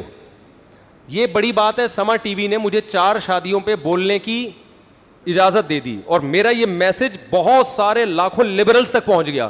میں نے اسپیشل فون کر کے کرن ناز کا شکریہ کل رات ادا کیا ہے کہ مجھے اس سے نہیں ہے کہ آپ نے میری شخصیت کو ہائی لائٹ کیا یا میرے بارے میں پوچھا کتنی بکریاں ہیں, کتنے دمبے ہیں اور کتنی سوئمنگ ہے, کیا ہے. مجھے خوشی اس بات کی ہے کہ اس سما ٹی وی کا ایک بہت بڑا نیٹ ورک ہے. میں جو 4 شادیاں 15 سال سے چیخ چلا رہا ہوں وہ میسج آپ کے ذریعے لاکھوں لوگوں تک الحمدللہ بولو, یہ بڑا خاندانی کام ہوا ہے. اس خاندانی کام کے میسج کو دیکھو, اس کے پیچھے دوپٹے اور برقع یہ جزوی چیز ہے, سمجھ رہے ہو کہ نہیں سمجھ رہے, یہ ایک جزوی چیز ہے, کسی کی ذاتی عمل ہے. تو دوپٹہ تھا یا نہیں تھا, یا برقع تھا یا نہیں تھا, تو آپ ان کو ضرور کہیں کرن ناز صاحبہ کو کہ مفتی صاحب کا انٹرویو لے چلے, ٹیلی فون پہ بھی تھا تو آپ ایک چادر لے لیں زیادہ اچھا تھا. تو یہ ان کو کہیں, اور وہ بھی شائستہ لہجے میں کہیں, گالیاں دینے کی کوشش نہ کریں. گالیاں دینے سے تو جو دوپٹے والے ہیں وہ بھی اٹھا کے پھینک دیں گے. ہمارے امام صاحب نا مسجد میں ہر مہینے بیان کرتے تھے قادیانی کافر ہیں. پہلا بیان ہم نے سنا, ہم نے کہا قادیانی کافر ہیں, جو نہ مانے وہ بھی کافر. بڑا جوش آیا ہمیں. اگلے دفعہ ہم گئے تو امام صاحب کا پھر بیان تھا قادیانی کیا ہیں, کافر ہیں. 1 دفعہ ہو گیا, 2 دفعہ ہو گیا, 3 دفعہ ہو گیا. مجھے یاد ایک دن مجمع سے بندہ اٹھا بولا قادیانی کافر نہیں ہے. ہم نے کہا اس کو کیا ہو گیا, اس نے کہا نہیں ہے. ایک بوڑھے میاں تھے, وہ غصے میں کھڑے ہو گئے, انہوں نے کہا نہیں ہے قادیانی کافر, حالانکہ وہ نمازی آدمی, داڑھی ان کی. میں نے کہا ان کو کیا, کہہ رہے یار ہر ہفتے یہی سن رہے ہیں قادیانی کیا ہے, کوئی ٹاپک ہی نہیں ان کے پاس. تو بس نہیں ہے, اور وہ اس پہ اتنے ضدی ہو گئے, انہوں نے کہا مناظرہ کر لو. تو خیر ان کو تو ہم نے کسی طرح سنبھالا. وہ تو اس وقت شکر ہے میڈیا اتنا متحرک نہیں تھا, ورنہ وہ ویڈیو پہ آتے اور اب تک مارکیٹ سے شارٹ ہو چکے ہوتے. ہمیں پتہ تھی بیچارے جذبات میں آ گئے ہیں, وہ ایک ہی چیز ٹاپک سن کے نا. تو جب آپ سختی سے کہیں گے دوپٹہ تو لو, تمہیں شرم نہیں آتی تمہیں, تو وہ جو دوپٹے والی ہیں نا وہ بھی دوپٹے اتار کے بولے ہے ہی نہیں, دوپٹہ اسلام میں ہے ہی نہیں. تو یہ ضد پہ آ جاتا ہے انسان. اپنی دیکھو اپنے ماتحتوں پہ آپ سختی بھی کر سکتے ہو, اور جو آپ کے ماتحت نہیں ہیں ان کو ریکویسٹ ہی کر سکتے ہو کہ بہن آپ دوپٹہ لے لیتی تو بہت خوشی ہوتی. خاص طور پہ مفتی صاحب ہیں, ایک مولانا صاحب ہیں, مذہب کی طرف نسبت ہے, تو اس طرح سے تو ٹھیک ہے. جو اسٹائل لوگوں کا فیس بک پہ, وہ اسٹائل کسی بھی طریقے سے صحت کے لیے مناسب نہیں ہے. تو ہمیں موقع مل گیا اپنی یہ بات پہنچانے کا, ایک میسج, کیونکہ میں تو اس میں بہت حساس ہوں. میں اس کو ایک نارمل وہ تھوڑی سمجھتا ہوں کہ بس 2 بھی کر لو 3 بھی کر لو. بھائی یہ معاشرے کو تباہی سے بچانے کا ایک بہت بڑا ذریعہ ہے. تو یہ میسج میرا پہنچ گیا سمر ٹی وی کے ذریعے. دوبارہ سمر ٹی وی والوں کا شکریہ. یہ دمبے ومبے جم یہ ہے بھائی ڈرامے بازی, یہ اس کا اصل اس سے کوئی, یہ تو ہر آدمی کر رہا ہوتا ہے. اور ہم کون سا کوئی بہت بڑے وہ بلڈر ہیں. وہ تو شکر ہے میں نے ویٹ دکھایا نہیں جتنا میں اٹھا رہا ہوں. جو کہیں گے باتیں بڑی بڑی ویٹ دیکھو, تو وہ لگایا کچھ اور ہوتا ہے, اٹھاتا کچھ اور ہے. جب ٹی وی میں آتا ہے نا آدمی اتنا زیادہ ویٹ لگاتا ہے, بس وہ ایک ہی دفعہ اٹھاتا ہے. اس کے بعد کیمرہ بند ہوا, دوبارہ 4 پلیٹیں نکالی, ایک پہ آ گئے, دوبارہ اپنی اوقات پہ. چلو بھائی 4 شادیوں کے لیے جتنے پلیٹ اٹھانا ضروری ہے بس اتنے اٹھاؤ. اس سے زیادہ فنٹر بننے کی, ڈسک آپ کی ذرا سی ہل گئی نا کمر کی ویٹ اٹھانے کے چکر میں, آپ فنٹر بننے کے لیے آپ نے تھوڑا سا ویٹ زیادہ اٹھا لیا, تو چوتھی تو دور کی بات, بقیہ سے بھی محروم ہو جاؤ گے آپ. کمر دائیں بائیں تھوڑی سی ہو گئی تو گیا, یہ فلسفہ گیا. صحیح ہے نا. پڑ جائیں گے لوگ, بولیں گے یہ انجام ہوتا ہے, دیکھ لو اس بندے کا, یہ انجام ہوتا ہے آدمی کا. تو زیادہ فنٹر نہیں, ہلکا پھلکا, گھڑ سواری ہلکی پھلکی, سوئمنگ ہلکی پھلکی, جاگنگ ہلکی پھلکی.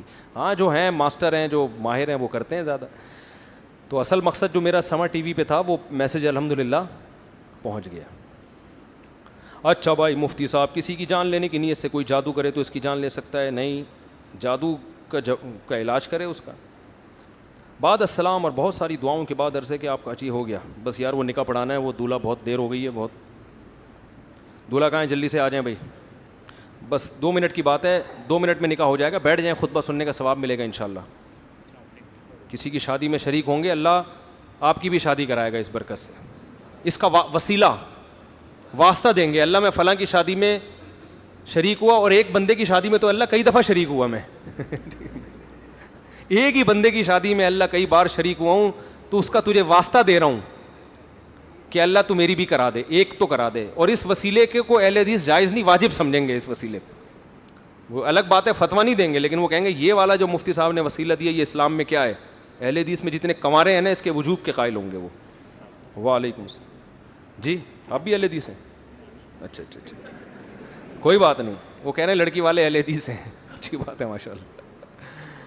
اچھا میرے بھائی, سید مصباح الدین ول سید رفیع, آپ ماہنور بنت عبد الرحمن خان, دلہن کا نام, آپ وکیل ہیں دلہن کے, آپ نے مجھے اجازت دی ہے کہ میں ماہنور بنت عبد الرحمن خان کا نکاح سید مصباح الدین ول سید رفیع الدین سے کروں. کتنے مہر میں؟ 50,000 مہر میں. اجازت ہے جی. الحمد للہ نحمده ونستعینه ونستغفره ونؤمن به ونتوکل علیہ ونعوذ باللہ من شرور انفسنا ومن سیئات اعمالنا, من یهده اللہ فلا مضل له ومن یضلل فلا هادی له, ونشهد ان لا الہ الا اللہ وحدہ لا شریک له, ونشهد ان محمدا عبدہ ورسولہ صلی اللہ تعالی علیہ وعلی آلہ واصحابہ وبارک وسلم تسلیما کثیرا کثیرا. اما بعد فاعوذ باللہ من الشیطان الرجیم, بسم اللہ الرحمن الرحیم. یا ایہا الناس اتقوا ربکم الذی خلقکم من نفس واحدہ وخلق منها زوجها وبث منهما رجالا كثيرا ونساء واتقوا الله الذي تساءلون به والأرحام إن الله كان عليكم رقيبا. وقال تعالى يا أيها الذين آمنوا اتقوا الله وقولوا قولا سديدا يصلح لكم أعمالكم ويغفر لكم ذنوبكم ومن يطع الله ورسوله فقد فاز فوزا عظيما. وقال النبي صلى الله عليه وسلم النکاح من سنتی وقال فمن رغب عن سنتی فلیس منی. وقال النبی صلی اللہ علیہ وسلم تزوجوا الودود الولود فإنی مباہی بکم الامم. وقال النبی صلی اللہ علیہ وسلم تزوجوا ولا تکونوا کرہبان النصارى. جناب سید مصباح الدین بل سید رفیع الدین, میں نے 50,000 روپے مہر میں آپ کا نکاح ماہنور بنت عبد الرحمن خان سے کیا آپ نے قبول کیا؟ زور سے ذرا جزاک اللہ. دعا کریں جی اللہ تعالیٰ برکت دے. الحمدللہ رب العالمین والعاقبۃ للمتقین والصلاة والسلام علی رسولہ الکریم وعلی آلہ وصحبہ اجمعین. اے اللہ اس نکاح کو اپنے دربار میں قبول فرما. اے اللہ زوجین کو تا حیات, اے اللہ تا حیات کامیاب ازدواجی زندگی نصیب فرما. آپس کے اختلاف و انتشار سے, لڑائی جھگڑوں سے, ہر قسم کے شر اور فساد سے اللہ ان دونوں کی ہمیشہ کے لیے حفاظت فرما. اے اللہ اس نکاح کو ان دونوں کے خاندانوں میں جوڑ کا ذریعہ بنا، دونوں کے خاندانوں میں محبت الفت کا ذریعہ بنا، دونوں کے خاندانوں کو شیطان کے شر سے، آپس کے اختلاف و انتشار سے اے اللہ ہمیشہ کے لیے محفوظ فرما۔ اے اللہ جس کی جو جائز مراد ہو اس کی مراد کو پورا فرما، جو بیمار ہیں ان کو شفا عطا فرما۔ اللہم انا نسألک من خیر ما سألک منہ نبیک محمد صلی اللہ علیہ وسلم ونعوذ بک من شر ما استعاذک منہ نبیک محمد صلی اللہ علیہ وسلم انت المستعان وعلیک البلاغ ولا حول ولا قوة الا باللہ۔ صلی اللہ تعالی علی خیر خلقہ محمد وعلی آلہ وصحبہ اجمعین برحمتک یا ارحم الراحمین۔